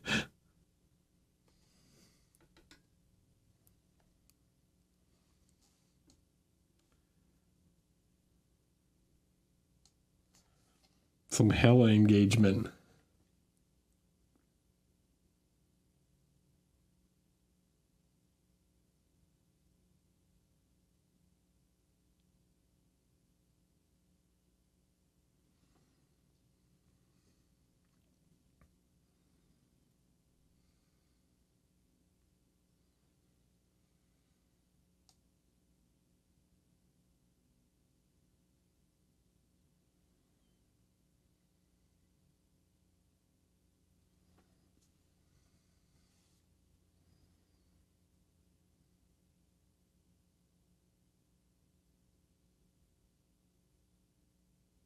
And now some AI is going to like go through my video and hear that I said sponsored by BetterHelp, and they're gonna like flag it as like sponsored content.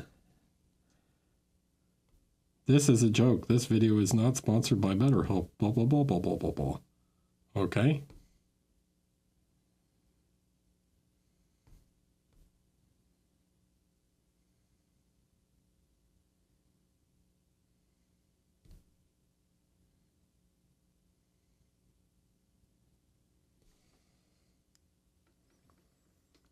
However, you know, when I spend all my time painting, I just don't have time to make meals.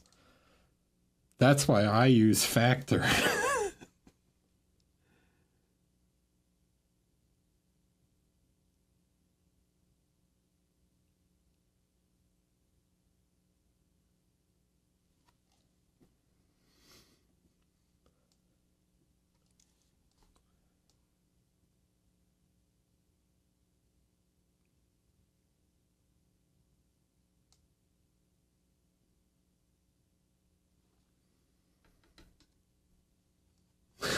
For legal reasons, this is a joke energy. Yeah. Yep.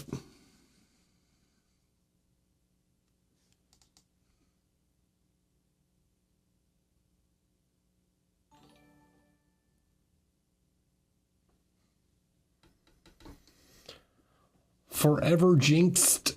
Hi, welcome. Thanks for following. So we're kind of just like, I'm kind of just going through the motions. I know I haven't been explaining too much, but I'm just sort of rendering here. And like, you guys have seen me do this a lot. So if you need me to explain something in more detail, let me know. But right now we're just kind of re-pushing these highlights on the metallics, trying to get some of these shapes back in, right?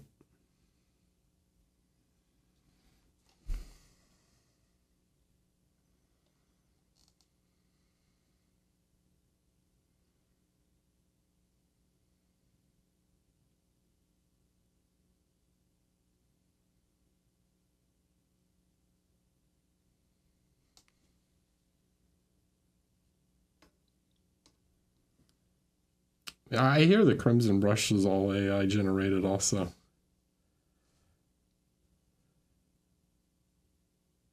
I've never met anyone who's gone to it.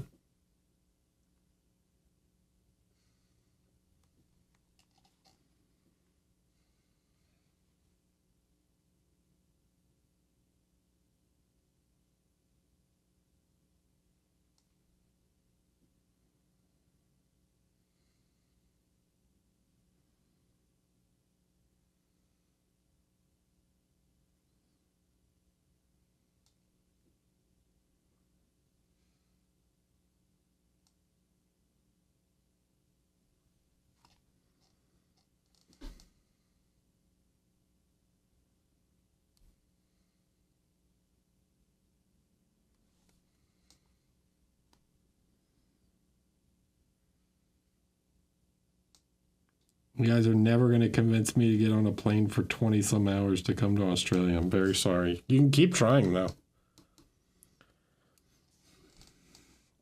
I like the energy, but it ain't going to happen.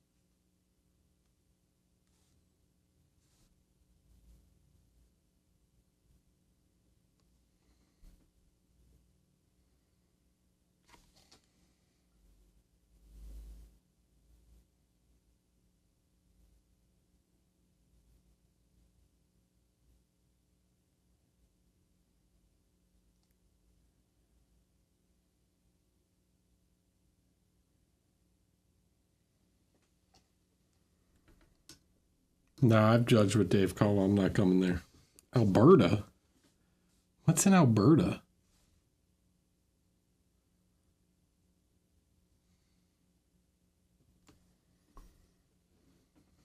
Oh, Edmonton. Edmonton, Alberta, Canada? Are you talking about the 51st state? Sorry. I'm sorry. I'm going to apologize for that immediately. I didn't mean it.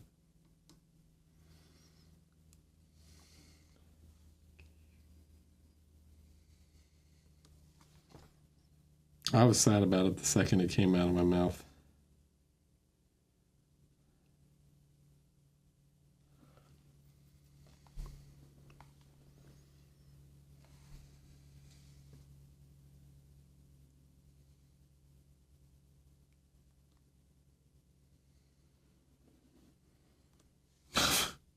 Oof.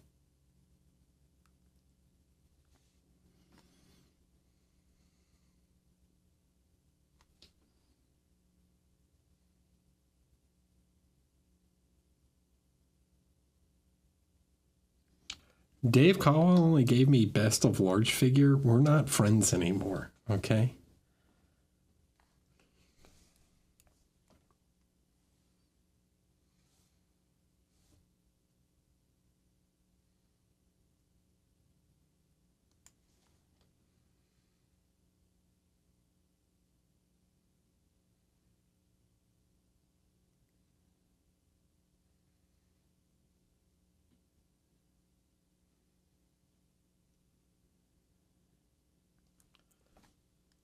They gave me a silver for my Death Watch that I said weren't competition level. I'm so offended. Negative CHA with the raid. Hello, welcome. Man, I hope everyone understands how sarcastic I am. Or how sarcastic I'm being right now.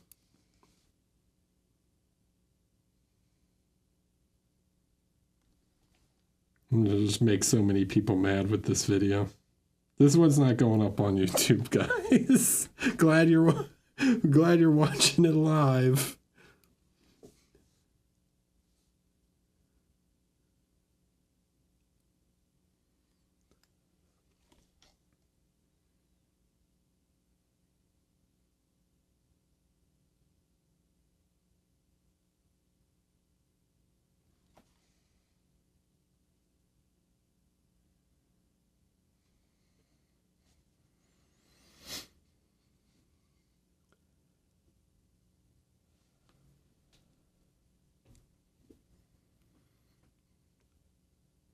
My 3 subscribers will hear about this. This is a part 2 video. No one watches these anyways, okay? Everyone watches the part one, and then the viewership just goes off a cliff for part two because no one can make it through the first 3 hours of part one.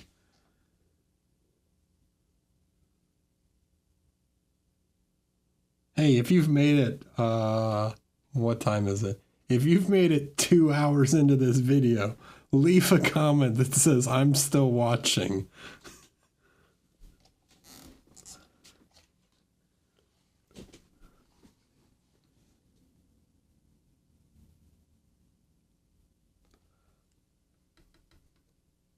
No. Vanessa, I'm talking about the YouTube audience. Nobody watches part twos.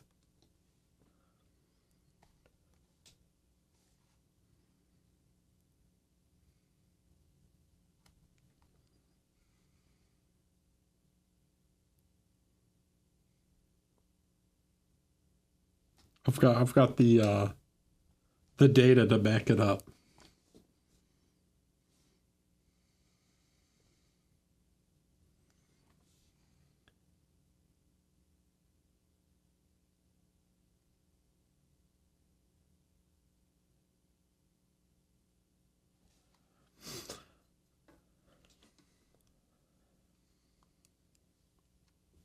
Yeah, that's true. Also, they make it through the first like 15 minutes, and if that, and then they're out. This isn't a Space Marine video. Nobody's watching. No, that's not true. The Space Marine doesn't have more than all the others combined. It's maybe close, but that's not quite accurate. The what's it called? The dwarf video actually has a lot too.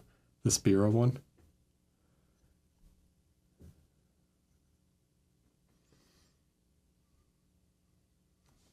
That one's pretty popular.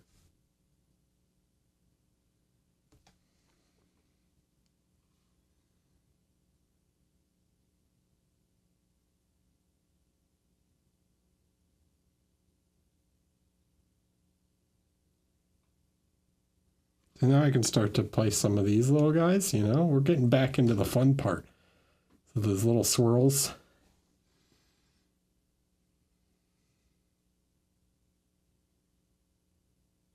I'm going to call this video How I Approach Complex Non-Metallic Metal Shapes. How's that for a title? Is it honest?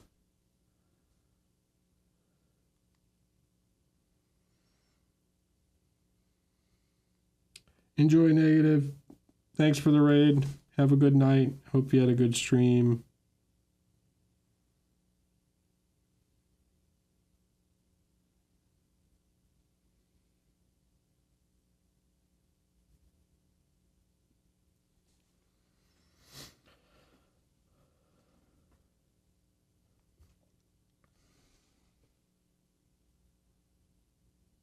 I need more numbers. All right. The only way, how about this? The only way to paint complex non-metallic metal, or I'll never paint complex non-metallic metal shapes the same again.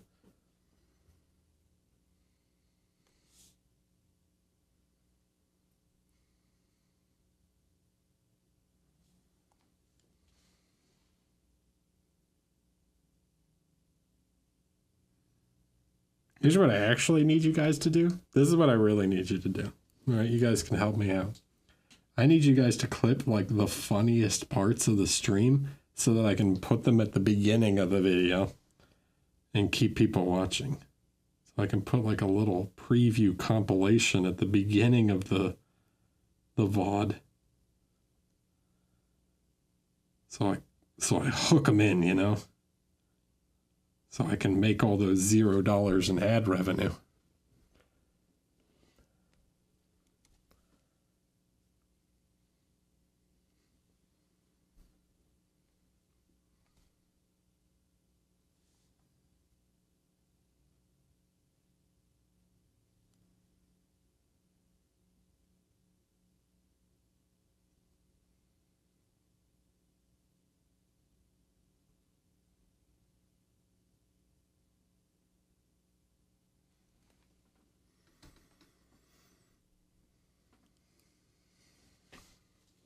How old was I when I started painting? Uh,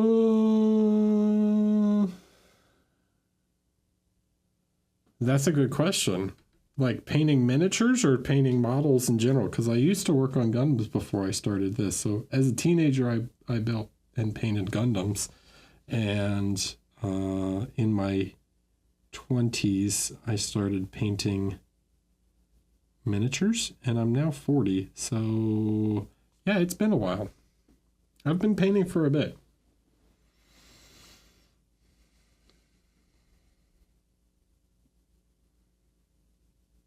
Yeah, I know, Krypton. There's no funny moments in here.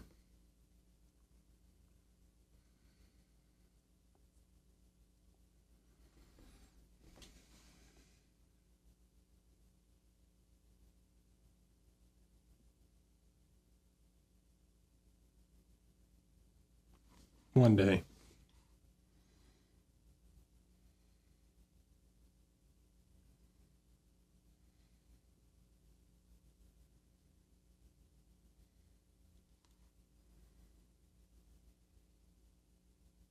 We keep it very serious in here. All business, exactly. All business, only painting, explanation only. All right? Unless you got deep, thoughtful painting questions. All right?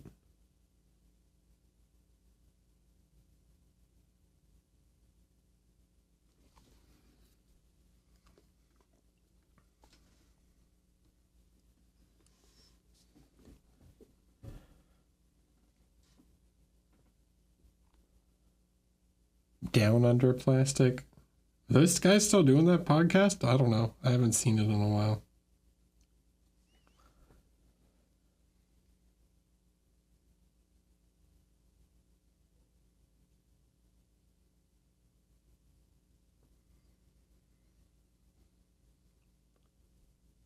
Being interviewed on someone's couch about what models you liked painting the most.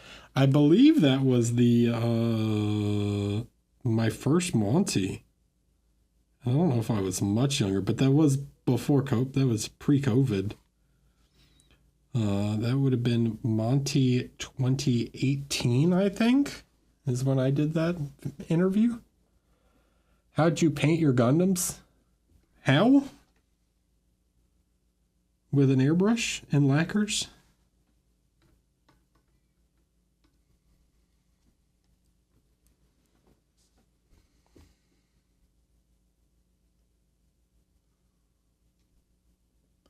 Hey, let me give you a little insight, Craigslog. Turns out all streamers rely on their chat for probably the funniest moments. That was no. The one with Hutber, that was in the alley at Monty. That's the year after COVID. That's the year I won Best of Show. That was 2022, maybe? Is that right? I don't remember. Later, Jared.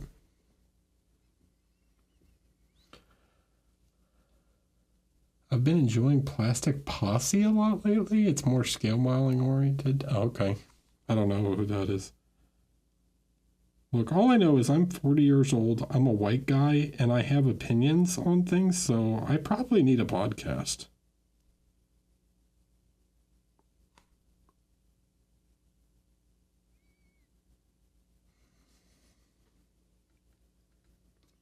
Yeah, I don't use enamels. I use lacquers. Probably about time I start a podcast, is all I'm saying.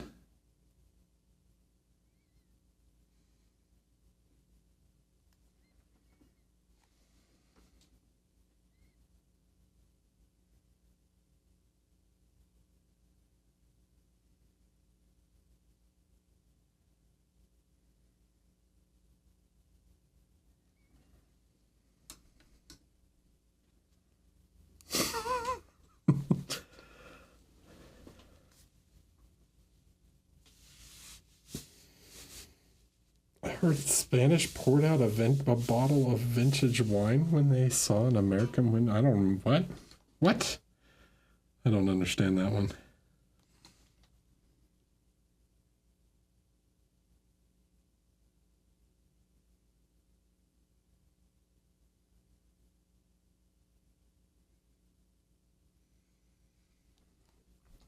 We trying to start stuff with the Spanish again?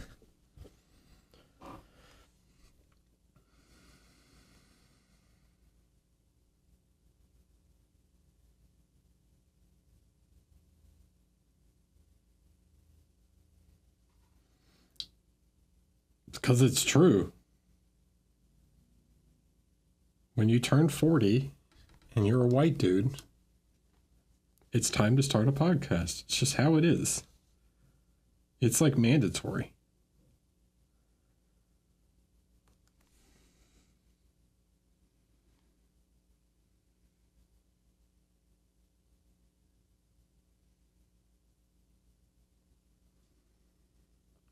Just write a book. I did.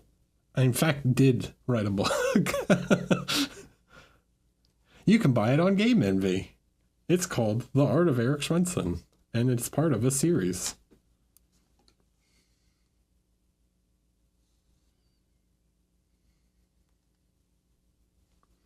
I'm a published author. Wow.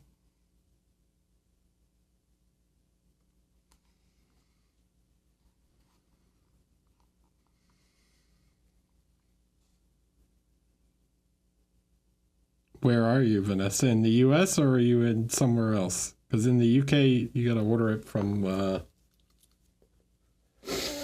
Warlord Games, I think. But in the US, Game Envy is who you can get it from. I'm in your worst hated enemy country. Is it Canada? Oh, it's from the 51st state. Oh, I got it. Oh, okay.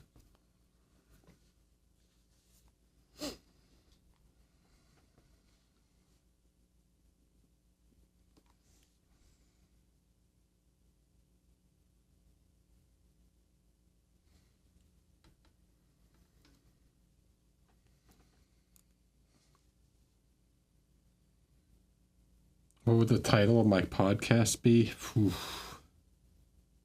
I don't know.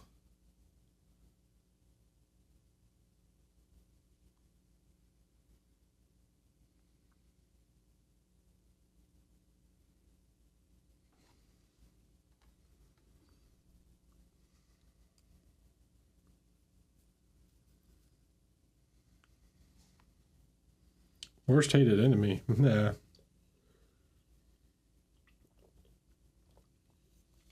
I have no enemies.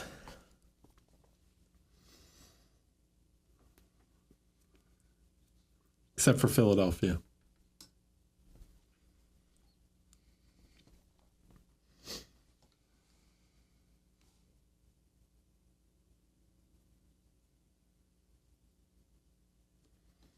That's a lot of points. No one ever uses the...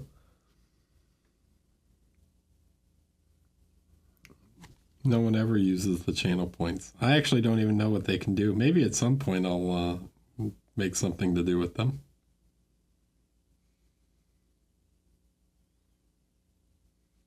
Do we need TTS?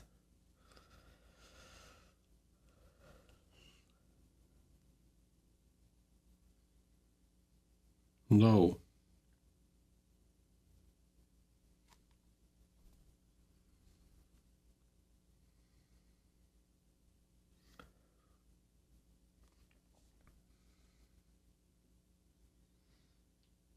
I was thinking about doing like a model for like $1 million, and then I was like, somebody will get that, and then I'll actually have to give a model to them.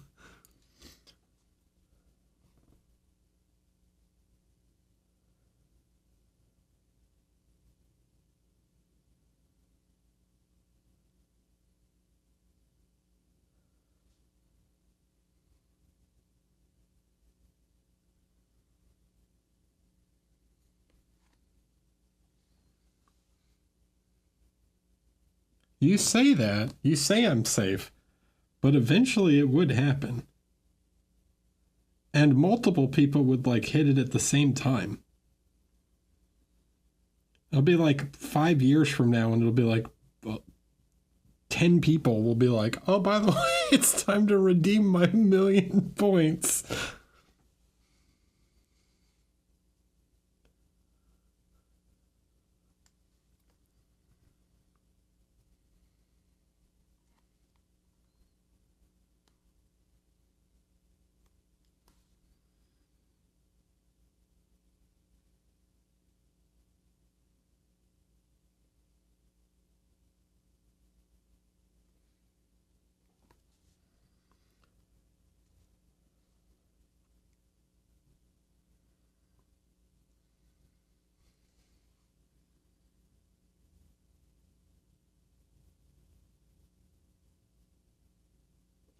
Okay.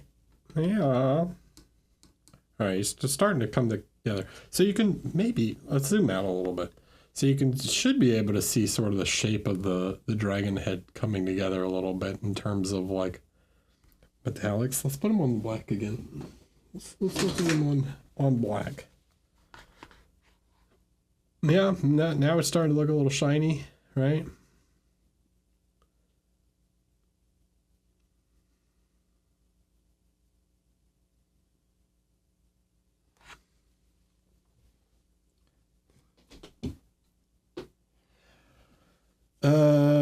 Which category was I judging at LVO? Large scale. What did I think of the experience?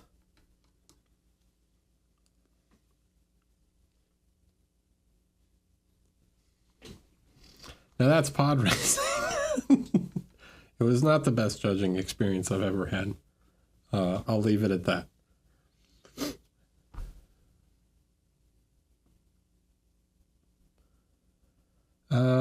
You will earn a max of 240 an hour auto plus 400 click to redeem, 600 points, so 605,120 points per day, 25,000 per week, per month, and 1,000,000 per year. Yeah, but that's if I stream like all the time, right?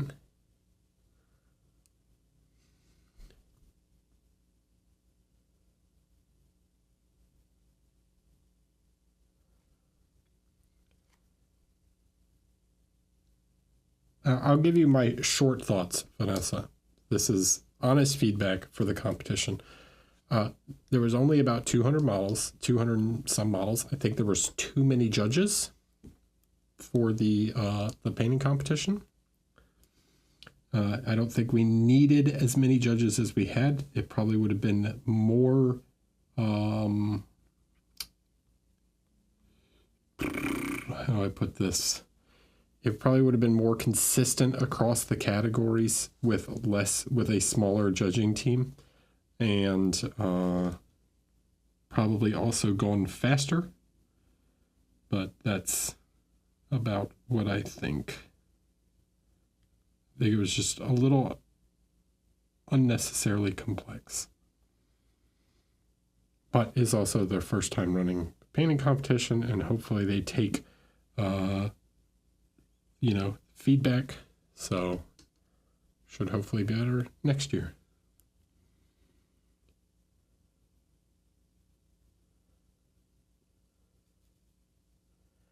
Okay, I'm doing Nova this year for the first time. Now that Adepticon is a travel trip for me, I might be able to do Nova this year as my travel event. Dude, Nova's the best. Just saying.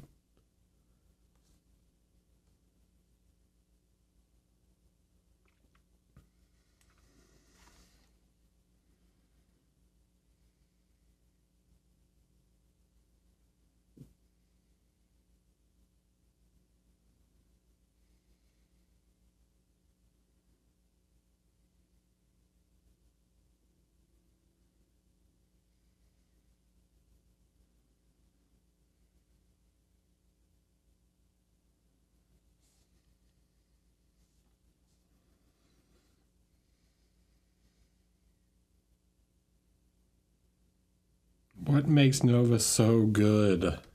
All right. I think the competition is well run. I think we get some great instructors. What really makes any show good, though, is just the people who come.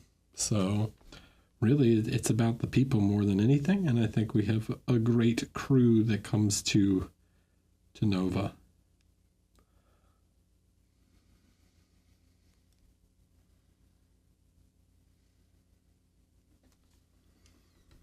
They take the hobby side of it pretty serious.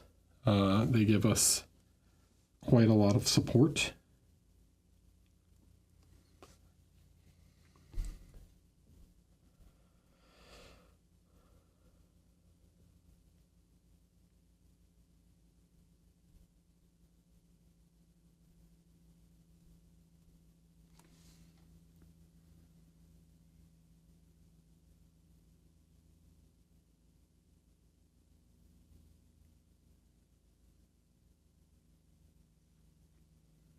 It's a good show.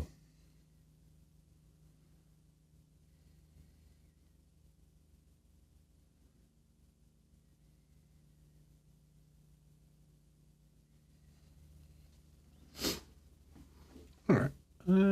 So you can see now, like, the chest is, you know, it has this sort of spherical shape to it, right? All these little details and edge highlights will help contribute to the, like, the metallic feel, but I want that overall, like, spherical shape to the chest first and foremost. Then I can start to introduce more, like, complex, more complexity. NMM Goblin for the win. Thanks for the prime. I appreciate it. If you ever want to come over the border towards Montreal, we have a hobby event in April. We're painters to give classes, so I'm probably going to be in Montreal, possibly at some point this year, for a painting workshop. So, you know.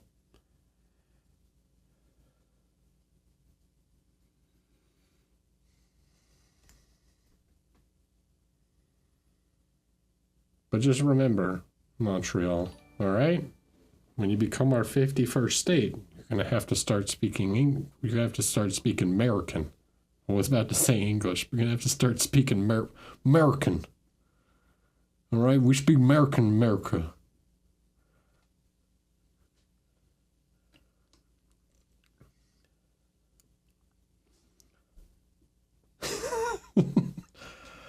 Thank you, Captain Jonesy, for the prime. I appreciate it.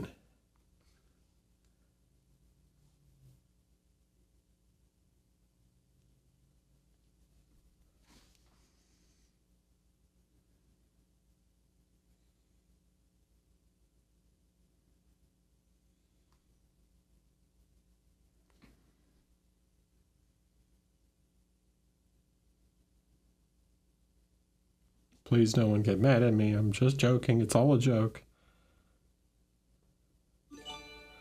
The Bug King. Thanks for the gifted subs. I appreciate it. By the way, all of you, if you have a gifted sub, this is a good segue. All right, I'm trying to segue here. Ready? So if you have a gifted sub or a prime, and you every other Friday I do a feedback stream. If you are a sub on Twitch and you join the Discord and you link your Discord to your Twitch account, you get access to the Feedback Friday channel, where every other Friday I do a feedback stream where you can submit viewer photos and I will give you live feedback on your figure. See? There we go.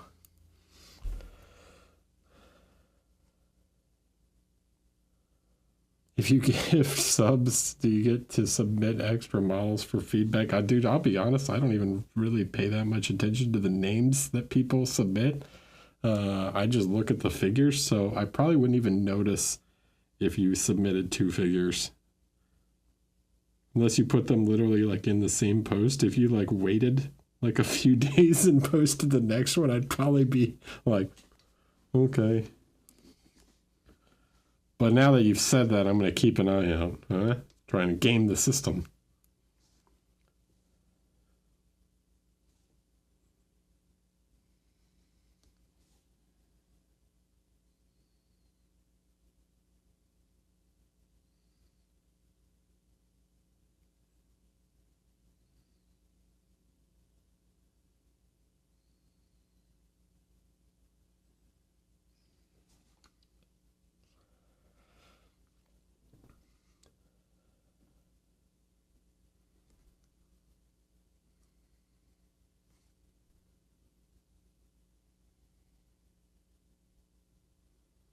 You wear Crocs? Wait, what? I don't understand.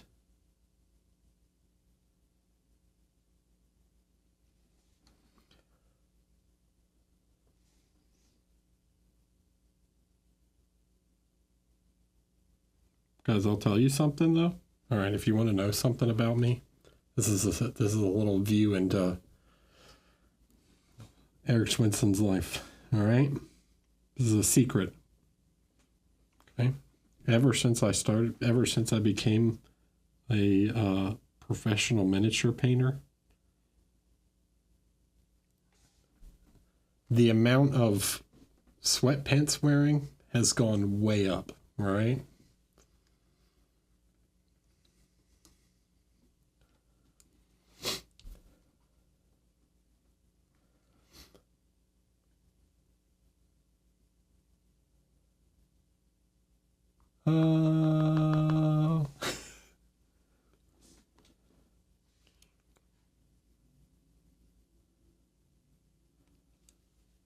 Yeah, just work from home, sweatpants all the time.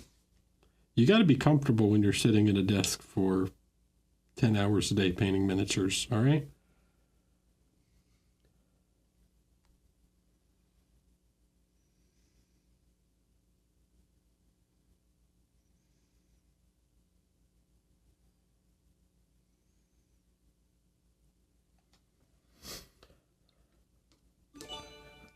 A Herman Miller. I got a steel case, bud. I got a steel case. All right, you can't see it because it's got what's it called on it. My jacket, but mesh back. I'm comfortable over here. All right.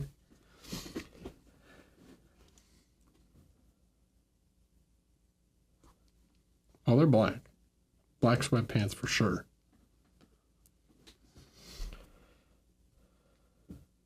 Inferno, thanks for the tier 1. Appreciate it.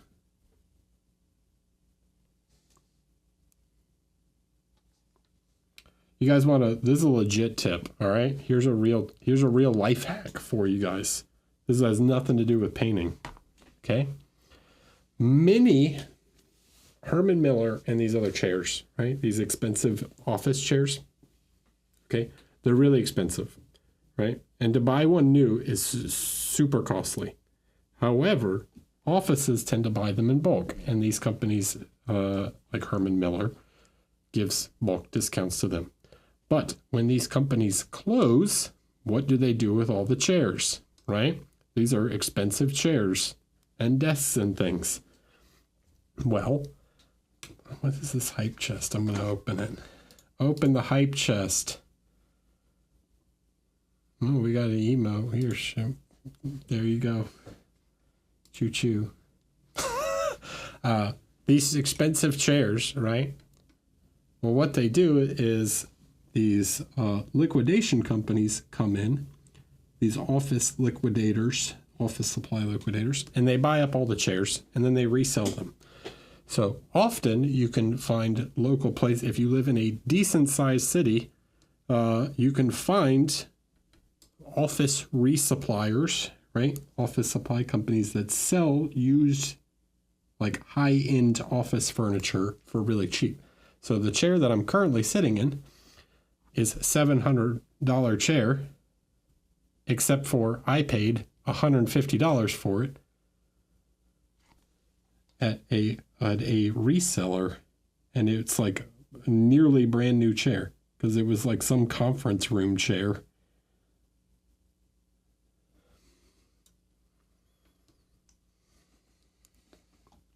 So there's my actual life hack for you. Don't pay full price. You can get it for cheap.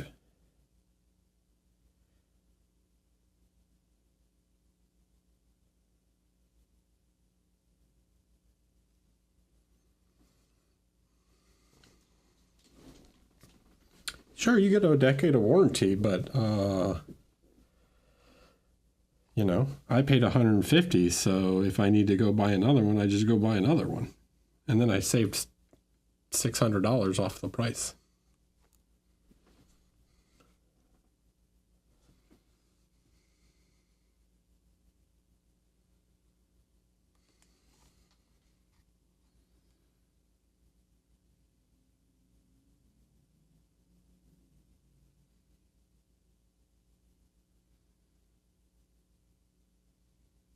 Now, also, I think a good chair is very important.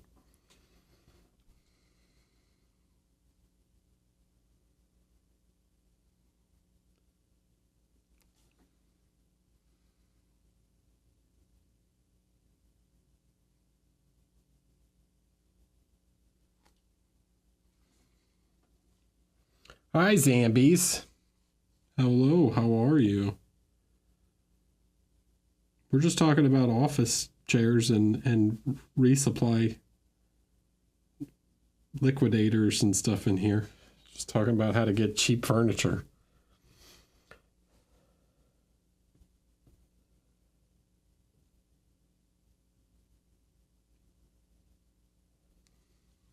I also have a steel case. It's good stuff.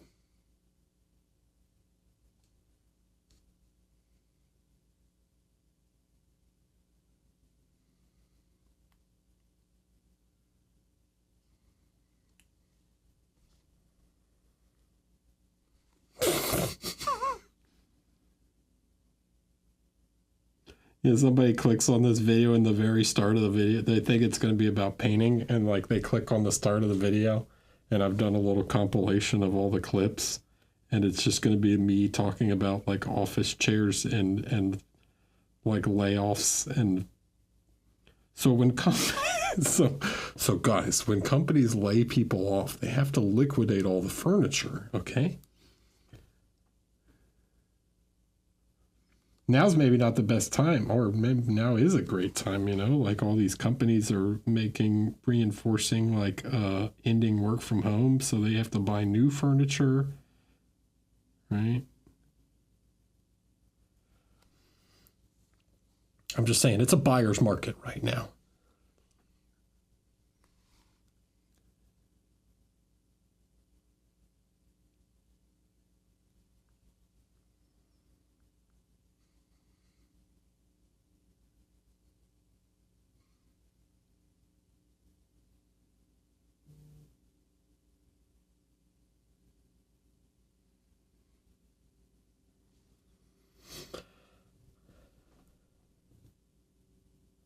Am I gonna wrap this guy up? No, he's not gonna be wrapped up tonight. He's like I'm kind of futzing around on parts, but there's still a lot to go. Like I haven't painted the back like at all, you know. Still got to paint hair and do all kinds of details, but there's a lot of futzing and goofing around on stream tonight. But sketch is coming along, and I'm pretty happy with how that's going.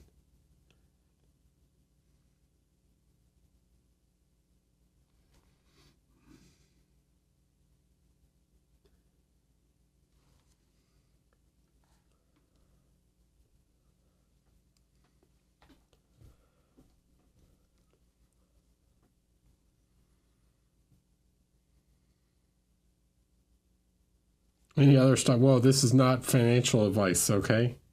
I'm not. I am not a financial advisor, all right? Legally, I have to say that.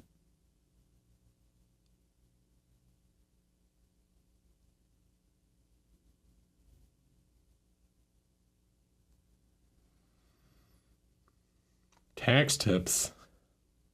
I could give you some tax tips if you want. Did you know that you can claim your home office space on your taxes?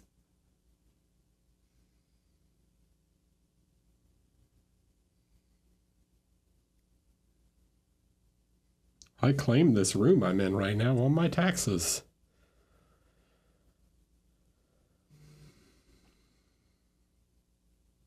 You can write off the chair you just bought if it's used professionally. Is it part of your home office? Any office supplies you buy can be written off on your taxes. This is also assuming you're an American, because I don't want to speak about foreign tax laws. Because in that case, I have no idea.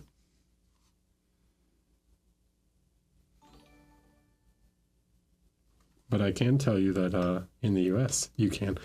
Amethyst in Amethystine Art of War. Hello, thank you for the raid. Welcome in. How was your stream?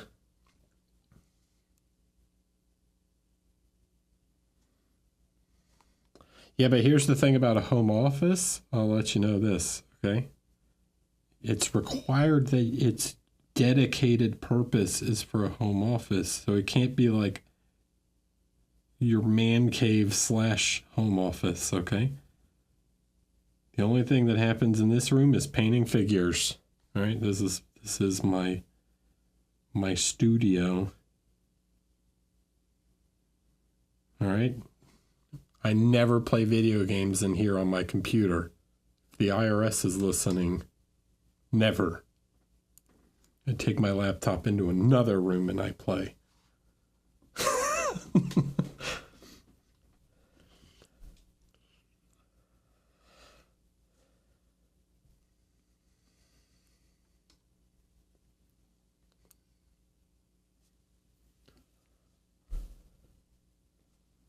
What happens if you make explosion noises with your painted miniatures, like the end of Squidmar videos, like the big reveal, like that?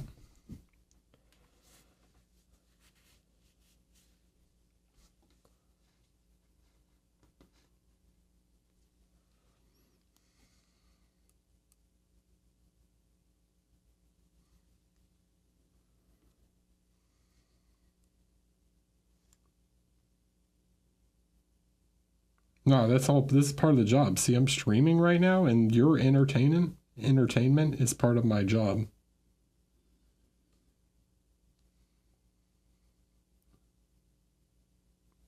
See, I only stream so that I can write off my internet bill on my taxes too.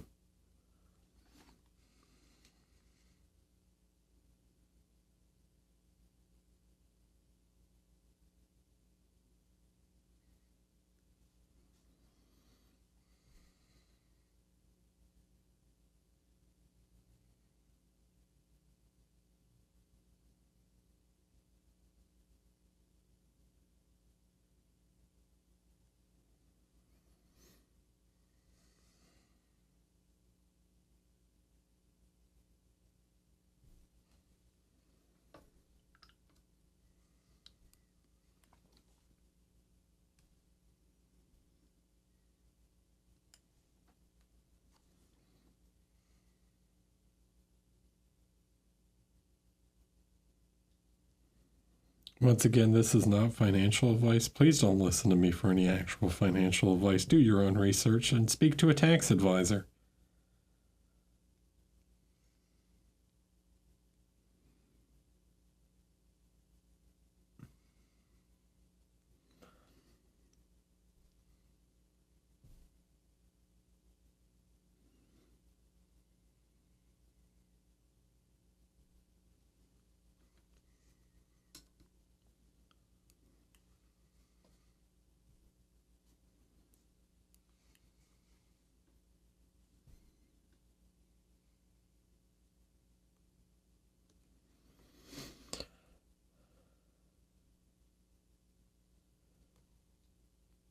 Medical advice? No, I'm the wrong person to ask for that. I haven't been to the doctor in like 15 years.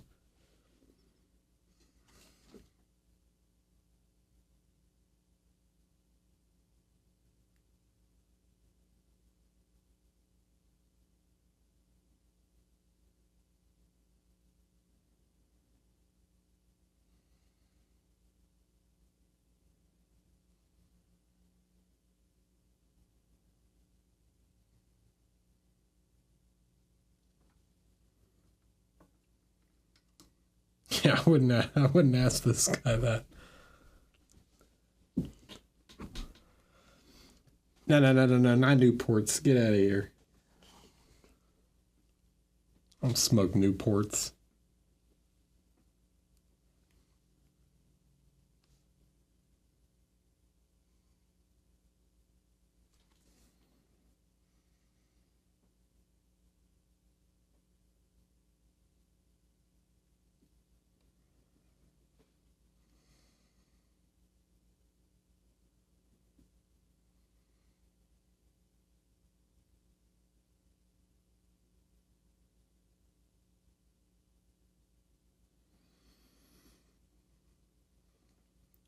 Oh, no one's guessed it yet.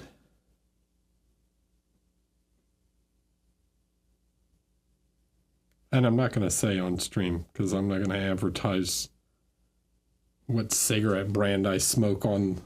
I'll say whether you got it correct or not, but I'm not going to like straight up flat out say because I'm not going to promote tobacco use on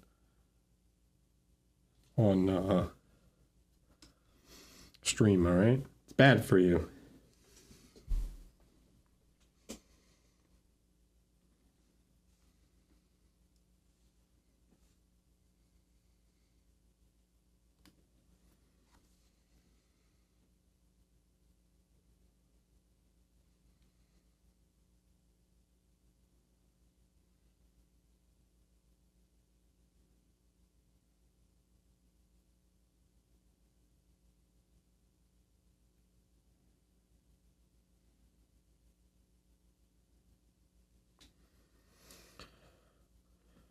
I'm not that European trip. I don't roll my own.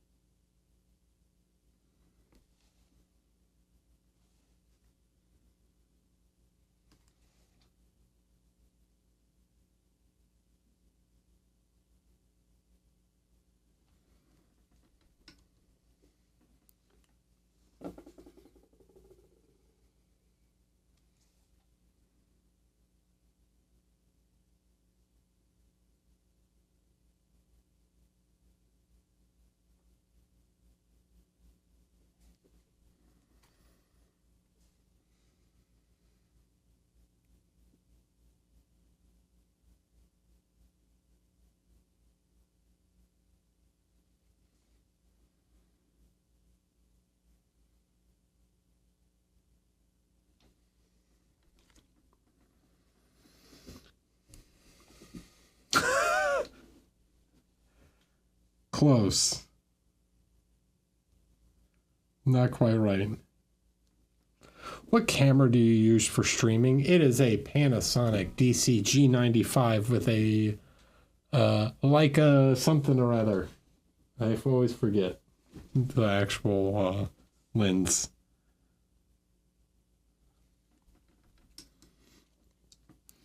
All right.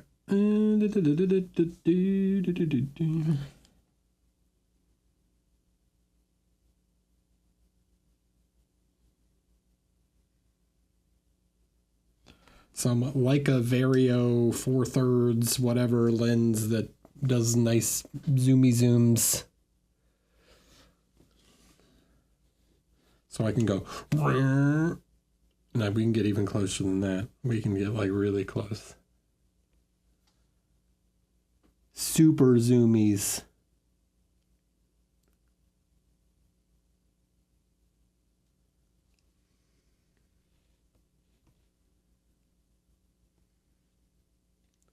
Have I ever used scale 75? I'm struggling with this paint. Are you talking about the scale artist or the scale color? They have quite a few different lines. I did not get that camera at an Office Supply Liquidator. Scale color, so like the ones in the dropper bottles, it's very matte. That's all I can really say. And yes, I have used it before. I don't use it too much now. It's a little too matte for me. There's a couple colors that I like that they make, but yeah, it's not my go-to. It's maybe a little too ultra matte.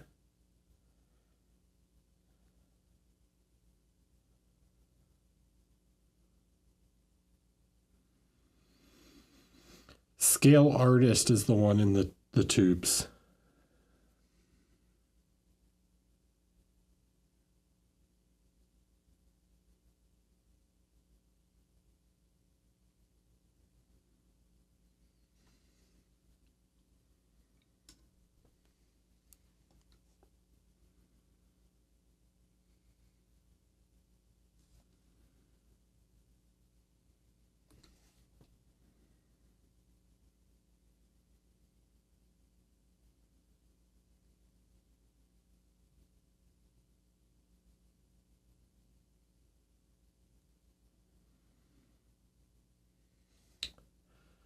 Uh,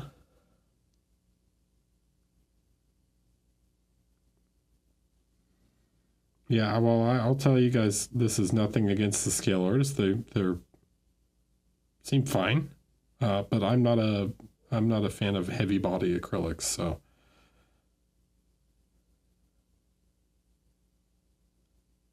but I know a lot of people that like heavy body acrylics. So, you know, this is why I say don't just listen to me. Right? What works for one person might not work for another.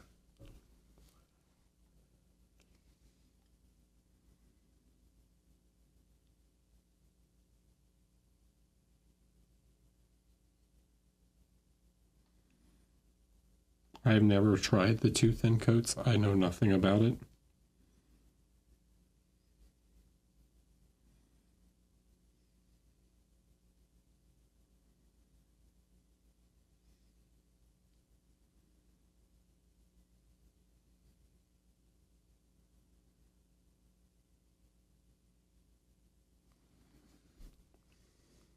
See how much the little, like, just putting some quick edge highlights on there for,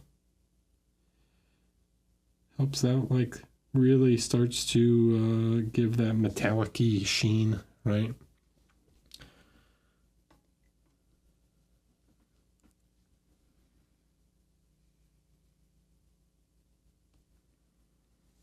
Hey, if you're a Twitch subscriber, you don't get ads. But you probably didn't hear that because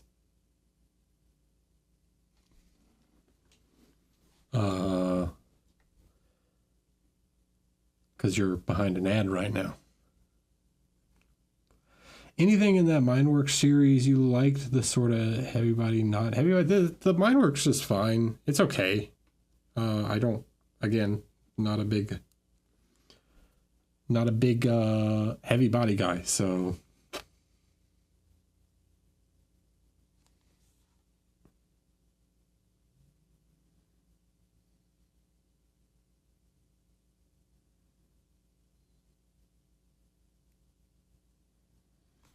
I have what works for me.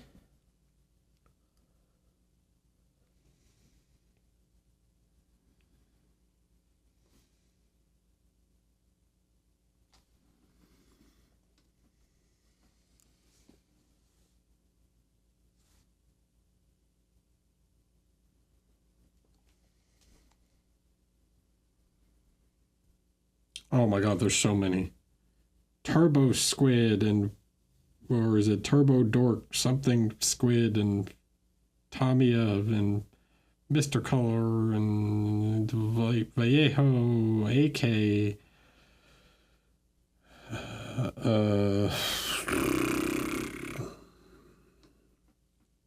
Ionic, P3, Reaper, Too Thin Coats, Citadel,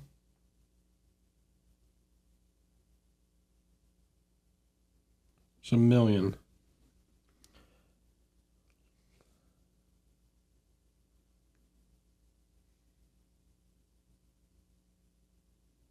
I'm sure I'm missing, like, I don't know, 30.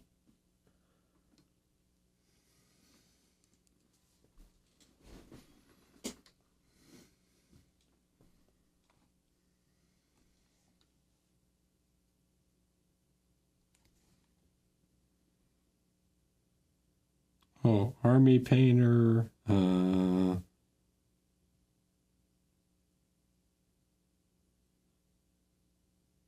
Monument, or Pro Acryl.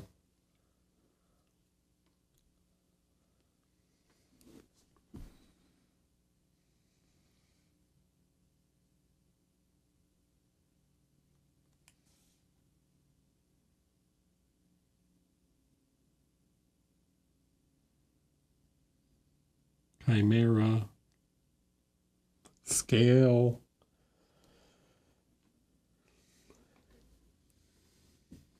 Yeah. Yeah, there's a lot.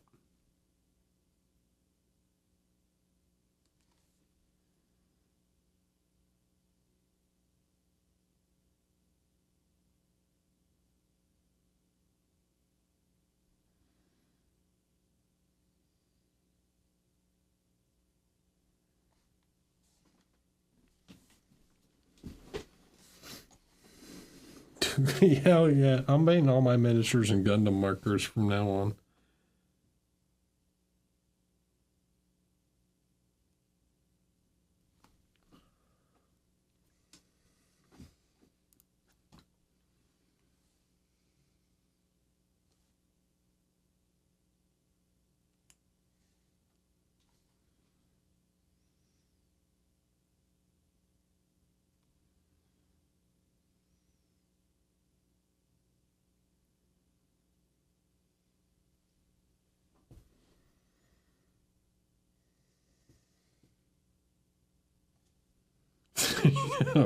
There's the clickbait again.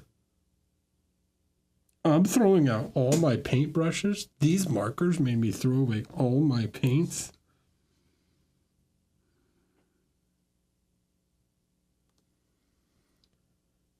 Yeah. I mean, I'm not like listing like Liquitex or Golden or any of the like other acrylic, just like artist acrylic brands. I was just listing like ones that specifically aim at miniature painters because there's a bajillion of them.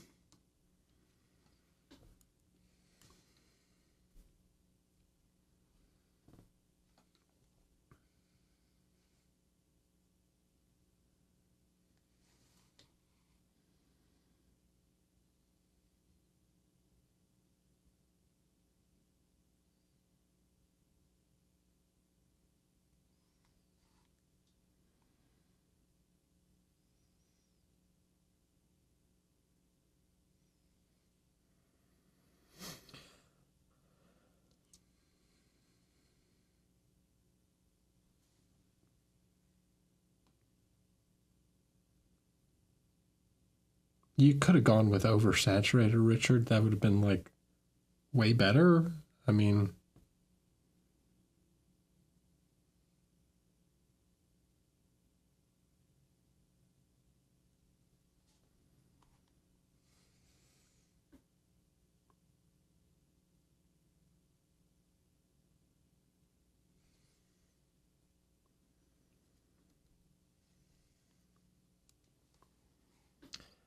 all right, so let's see.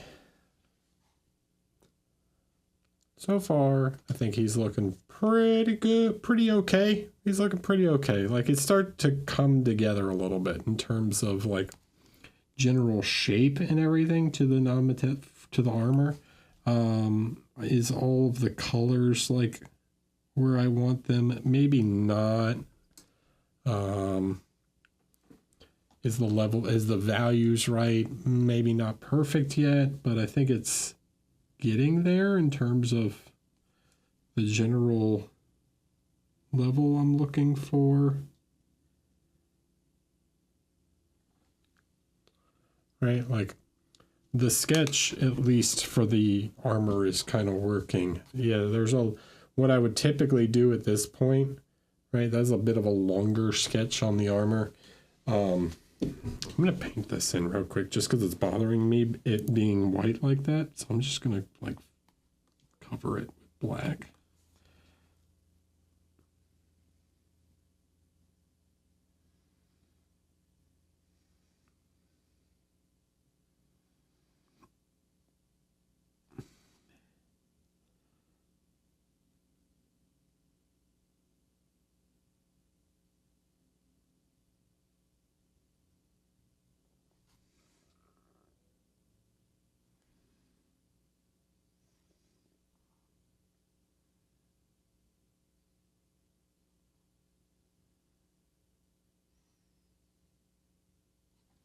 But yeah, the next step, right, would be to like really start to refine the armor in terms of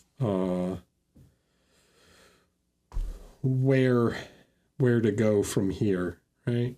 So it's just like a lot of blending, and I would probably start to like work on one piece at a time. So what I might do is like, if I find some time, I might start to actually like refine some of these pieces off stream and then like do maybe just like the dragon shoulder, like to a high level refinement on stream or something. So that we're not for 3 more episodes that no one's gonna watch because it's not part 1. I'm not just showing how to refine, like, okay, now I'm gonna do this armor panel, and now I'm gonna do this armor panel. But cool, I think we'll call it there. All right, so normally I would do like the little U's and everything, but he is, they have like literally like almost glowing red eyes. They're not like literally glowing. Maybe while they're casting magic, I don't know.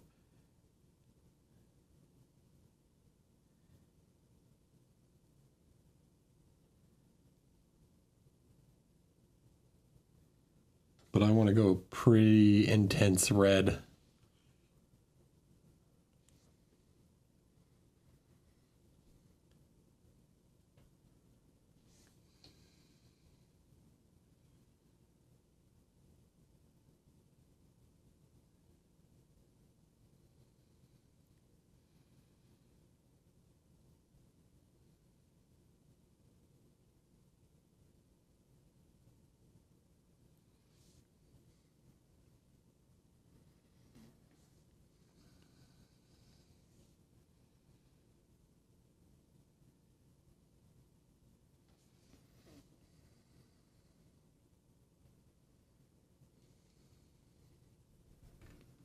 It is a very cool sculpt, Jonas.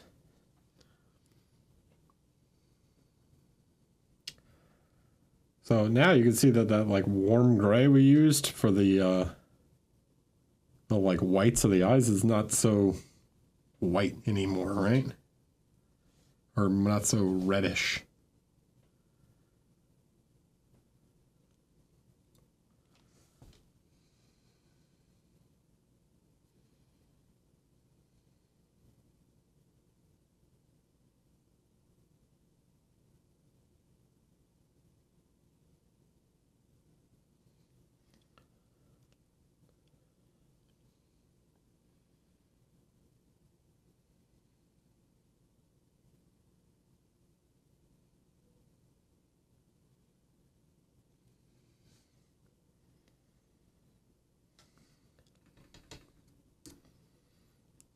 All right, now I got to put the black.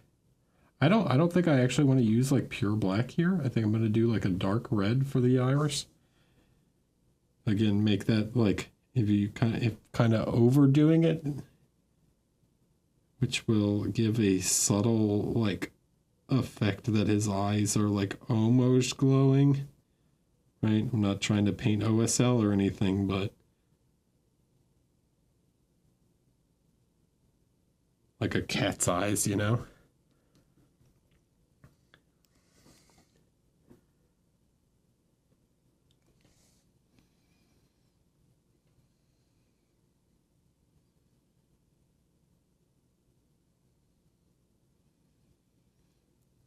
He's like Riddick. They can see in the dark.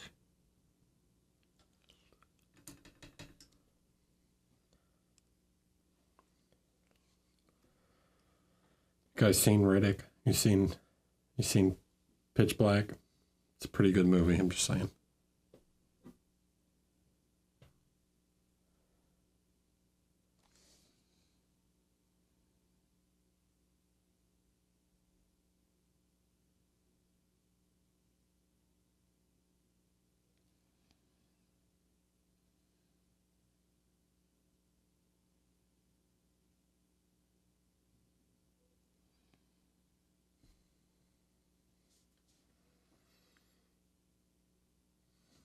Riddick starring Carl Urban.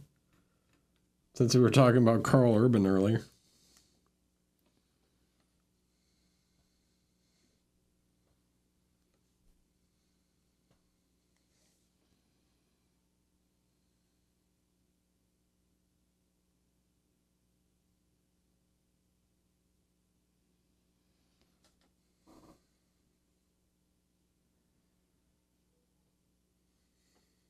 Pack of menthol cools.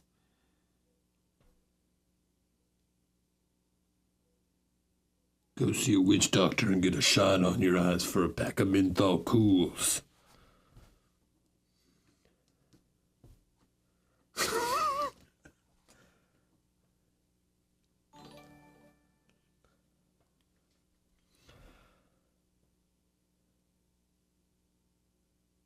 Ningalbolatosi. All right.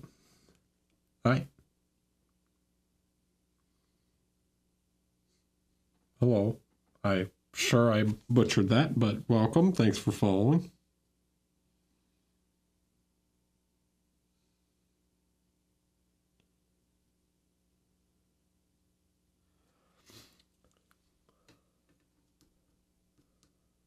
I love that movie. It's so terrible.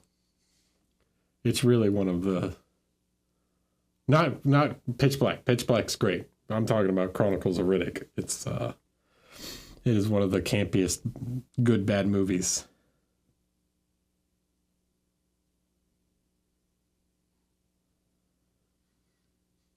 Yeah, that didn't help. I'm sorry.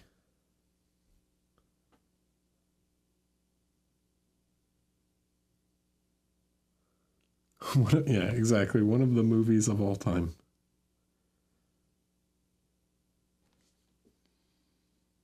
It's like they were like, hey, let's make it like let's take a no, the Last Witch Hunter is actually legitimately just bad. They were like, let's take this kind of alien-esque horror movie, like science fiction horror, which is actually one of my favorite genres, and then let's turn it into like a weird, like high fantasy science fiction movie. It's very bizarre.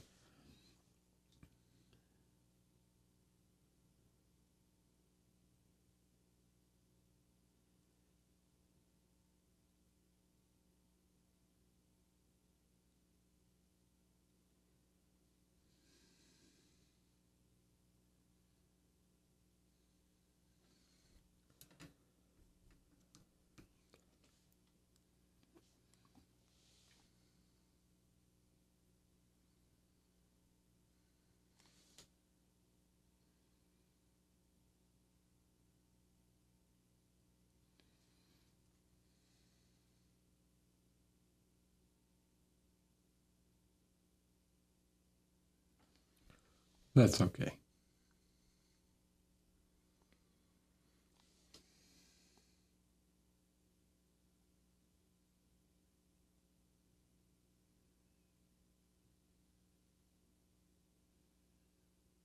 What did I just? Did I just see the witch?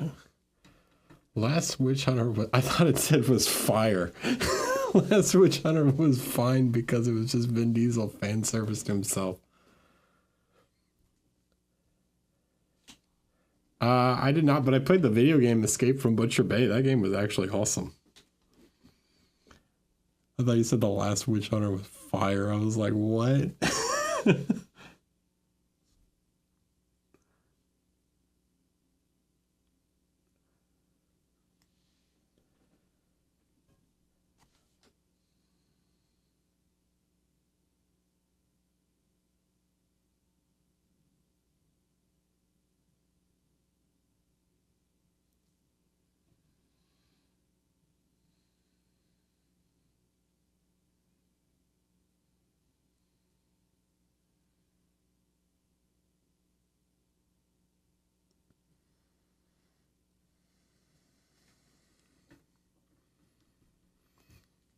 Yeah, I don't think I ever watched the animated one, but yeah, I did play the video game.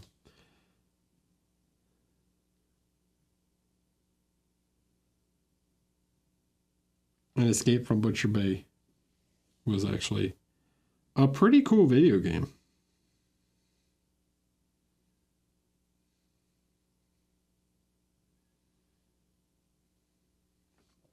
And it had Exhibit in it, so you know it was good.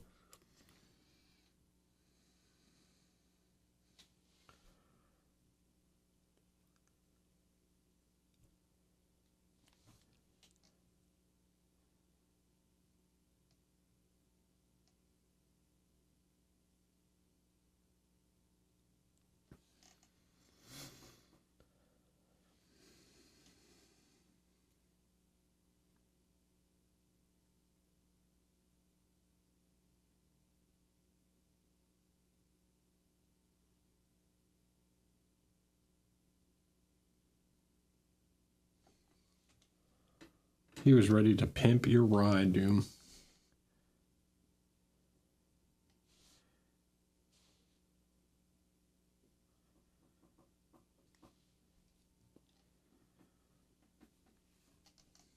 That's one I've never heard of. I didn't realize there was that the Scorpion King video game was actually pretty good.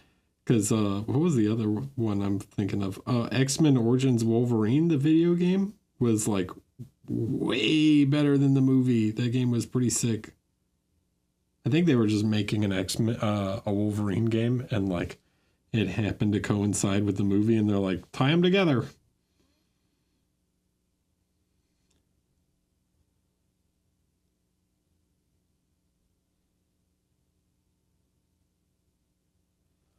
Because that game was way better.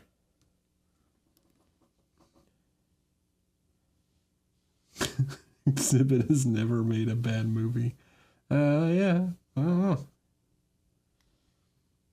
Oh, Wolverine Origins, the movie was bad. The video game was sweet, was sick. It was basically a God of War game.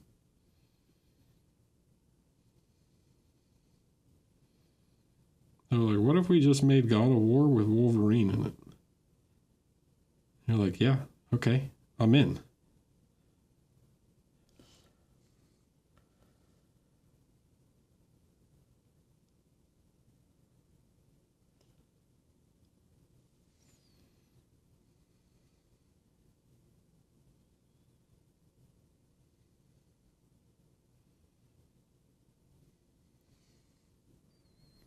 Rich, are you trying to get banned?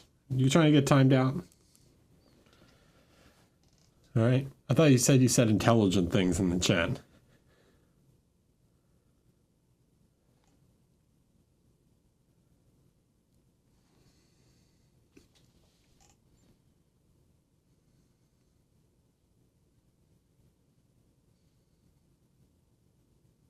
And we can't have people going around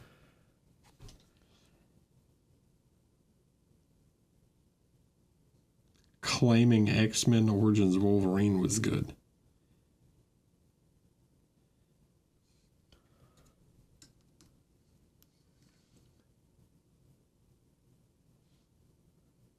Even the meme.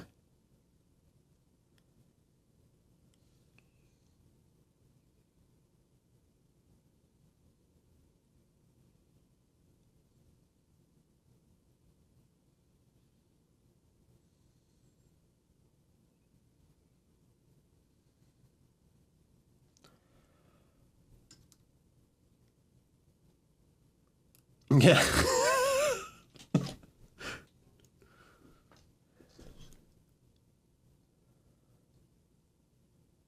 All right.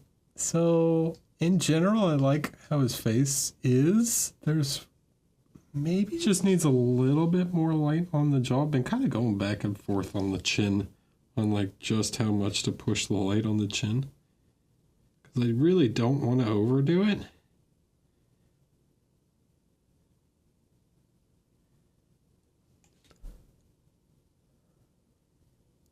And then I think this one volume on his face is still not quite perfect.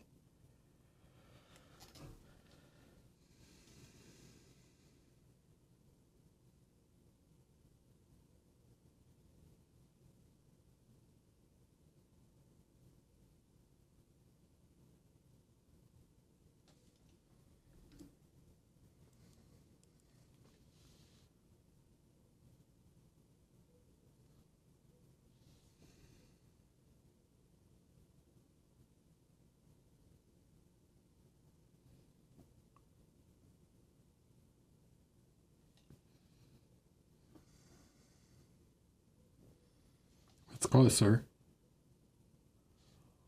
Almost there. What character are you playing? Baldur's Gate? What character did I play? I played a half-orc fighter.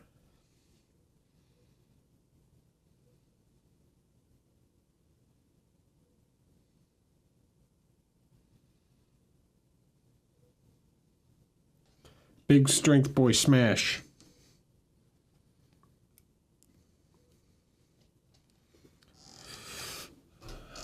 Roxanne, we've talked about this, okay?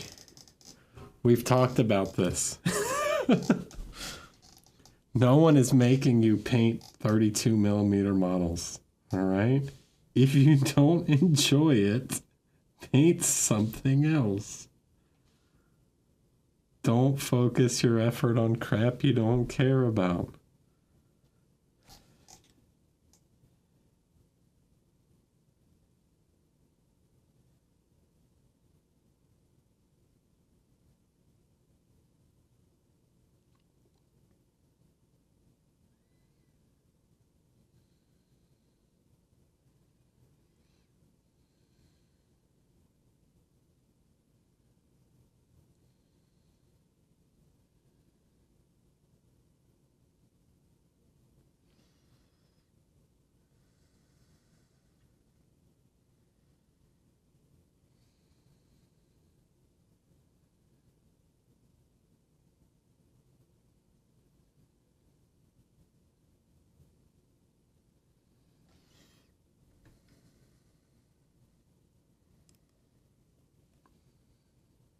All right, does he look appropriately smug?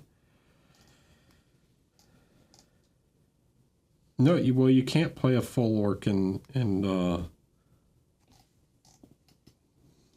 can't play a full orc in Baldur's Gate because full orcs are considered evil creatures.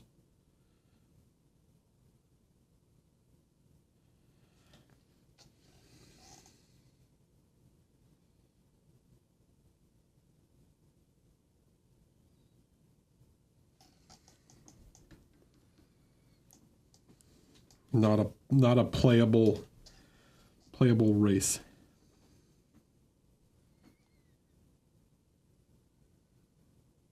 Oh, he smells farther right.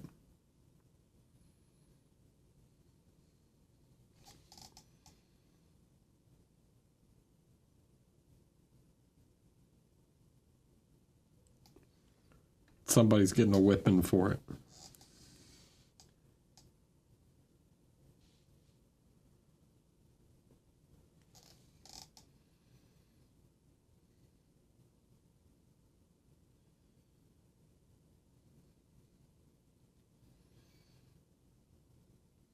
If you guys have never read the Dritz books, the origin ones, they're pretty good. Do I ever dream about the models I paint? No, I don't think so.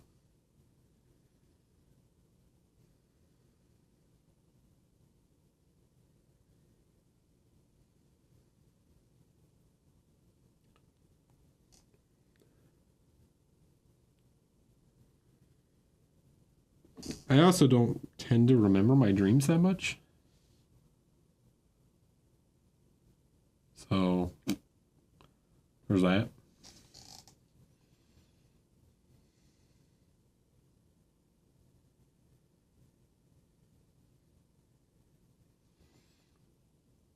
So maybe I do and I just don't know it.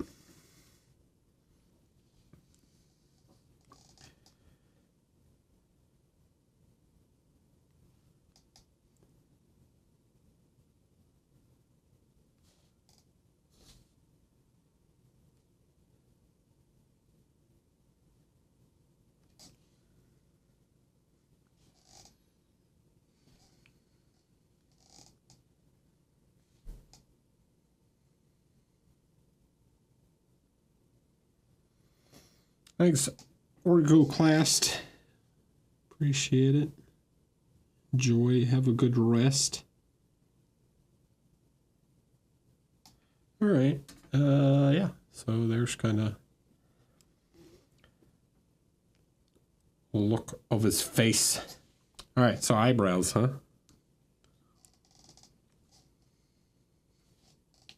So he needs big old pointy eyebrows. So in general, I'd say just try and like get a clean line for like a darker base coat. So like here, right? Just kind of draw the eyebrow in.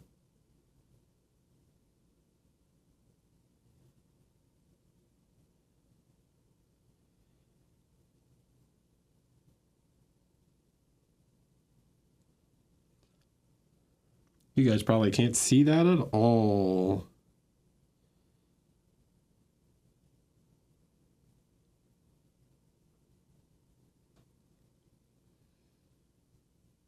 He's going to have some wicked eyebrows. I'm going to make them slightly pointy too.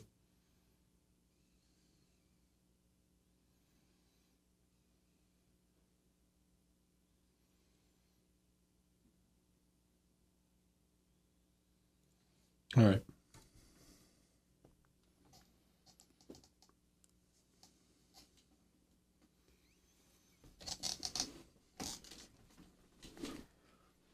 Weird. You're thinking about painting a lot if you're dreaming about your figures being real.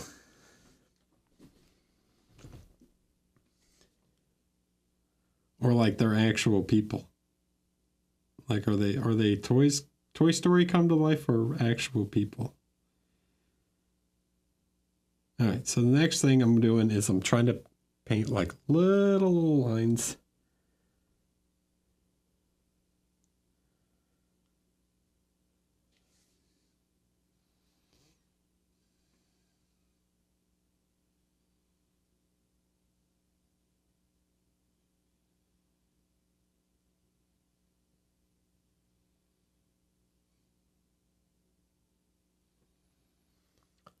I don't think this is like so subtle and small that like this is really hard to show on camera. But yeah, I'm trying to just create some tiny little marks to give some volume to the eyebrows. You guys see that?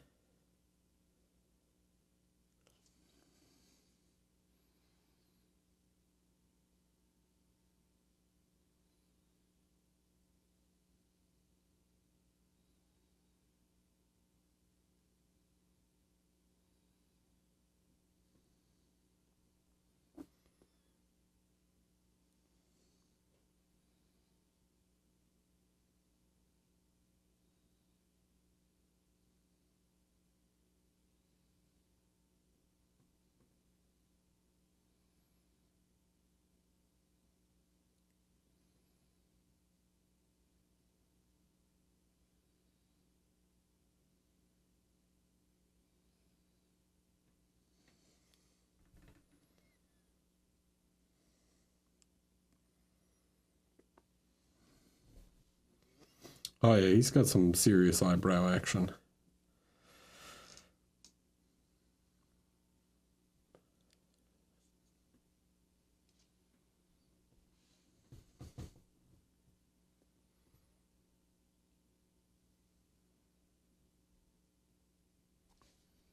All right, so one more thing I want to do on his face before I think we kind of call it.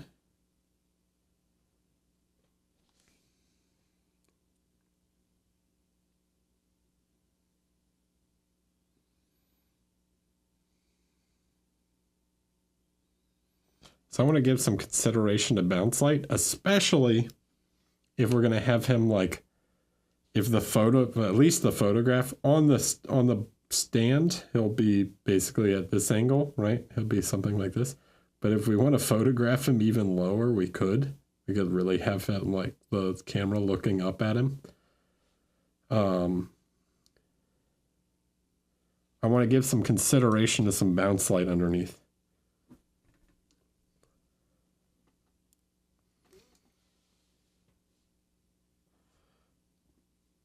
So, using my shadow tone, I'm going to barely increase the light here. And under his jaw,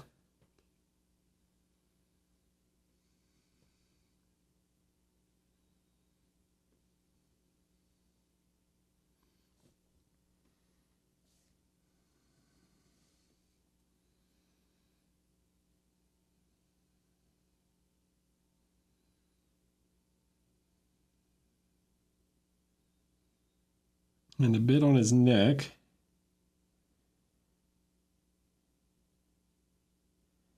I'm going to push the light up a little bit. Okay. Now that was just a touch, but you can see as I use more of this like ice blue, right? Push the light a little more. It's gonna gray this out more, get this kind of purplish gray.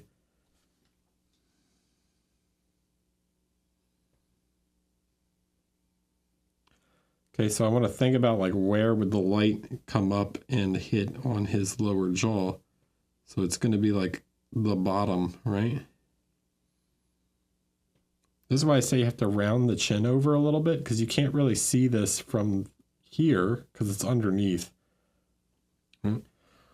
Also, now that I'm thinking about it, if this cape is, well, his cape isn't very big, so probably not. But we could mix just a touch of red in there, just to shift it a little bit. Maybe we use a little bit of the warm one also.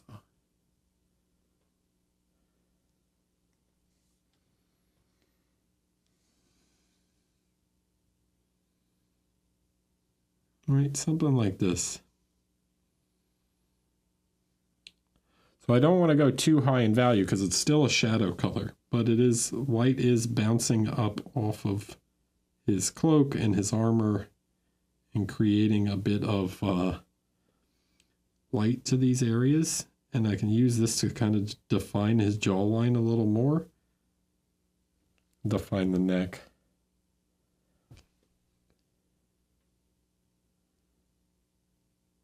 So I'm sort of overdoing it right now.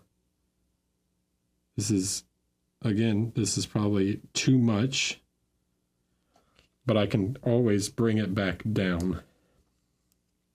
And you can see he has like this little bit of bounce light going on.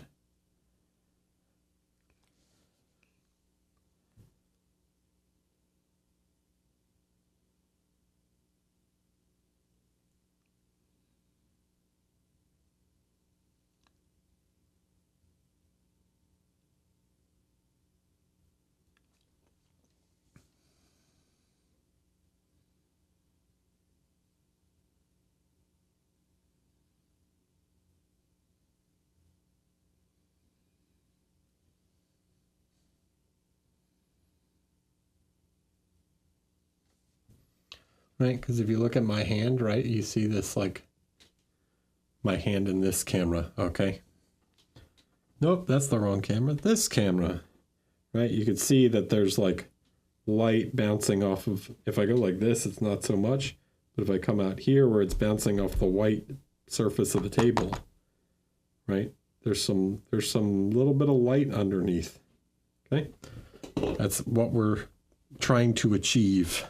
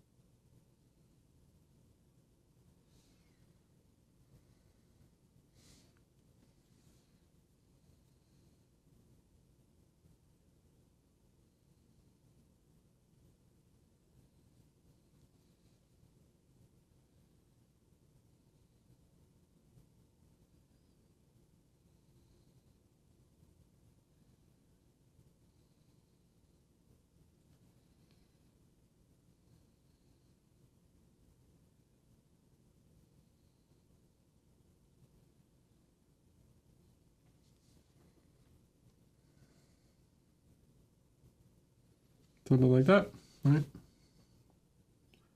And then, you know, we could actually flip it over and think of it like this, right?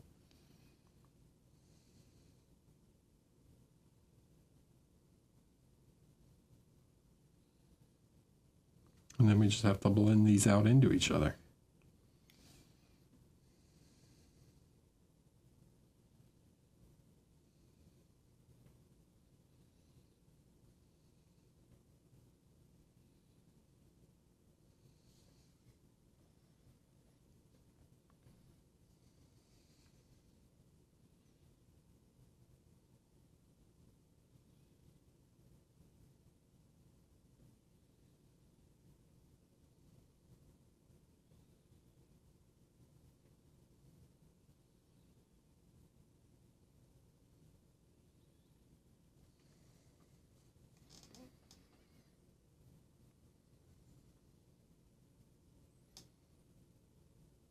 I'm on camera now.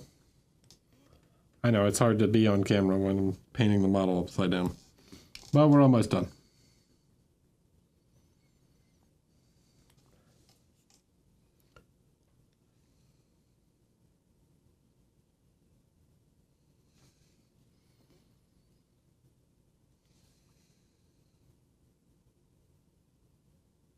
God, streamer, so unprofessional.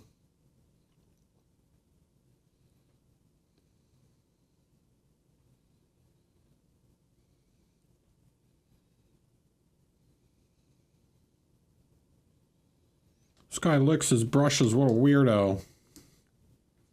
Oh.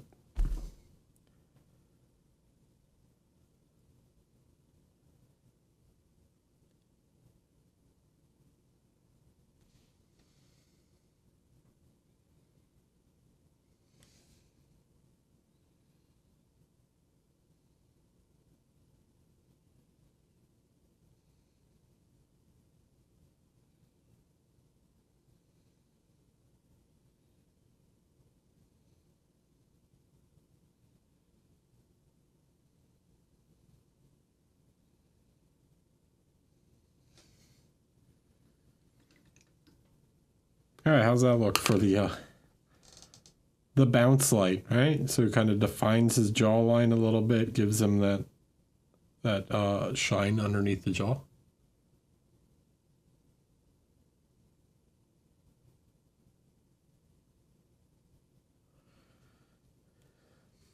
Pure black right there. Pure black doesn't exist in the real world.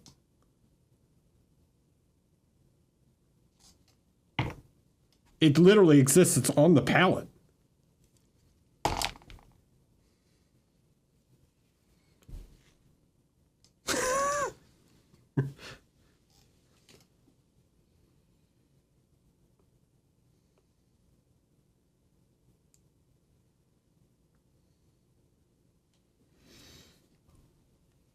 All right. Ooh. So I hope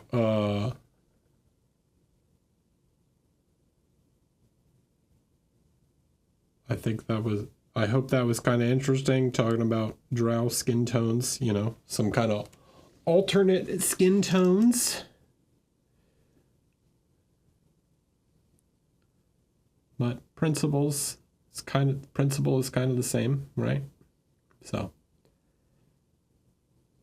yes, feedback. All right, I'm gonna stop recording on the YouTube.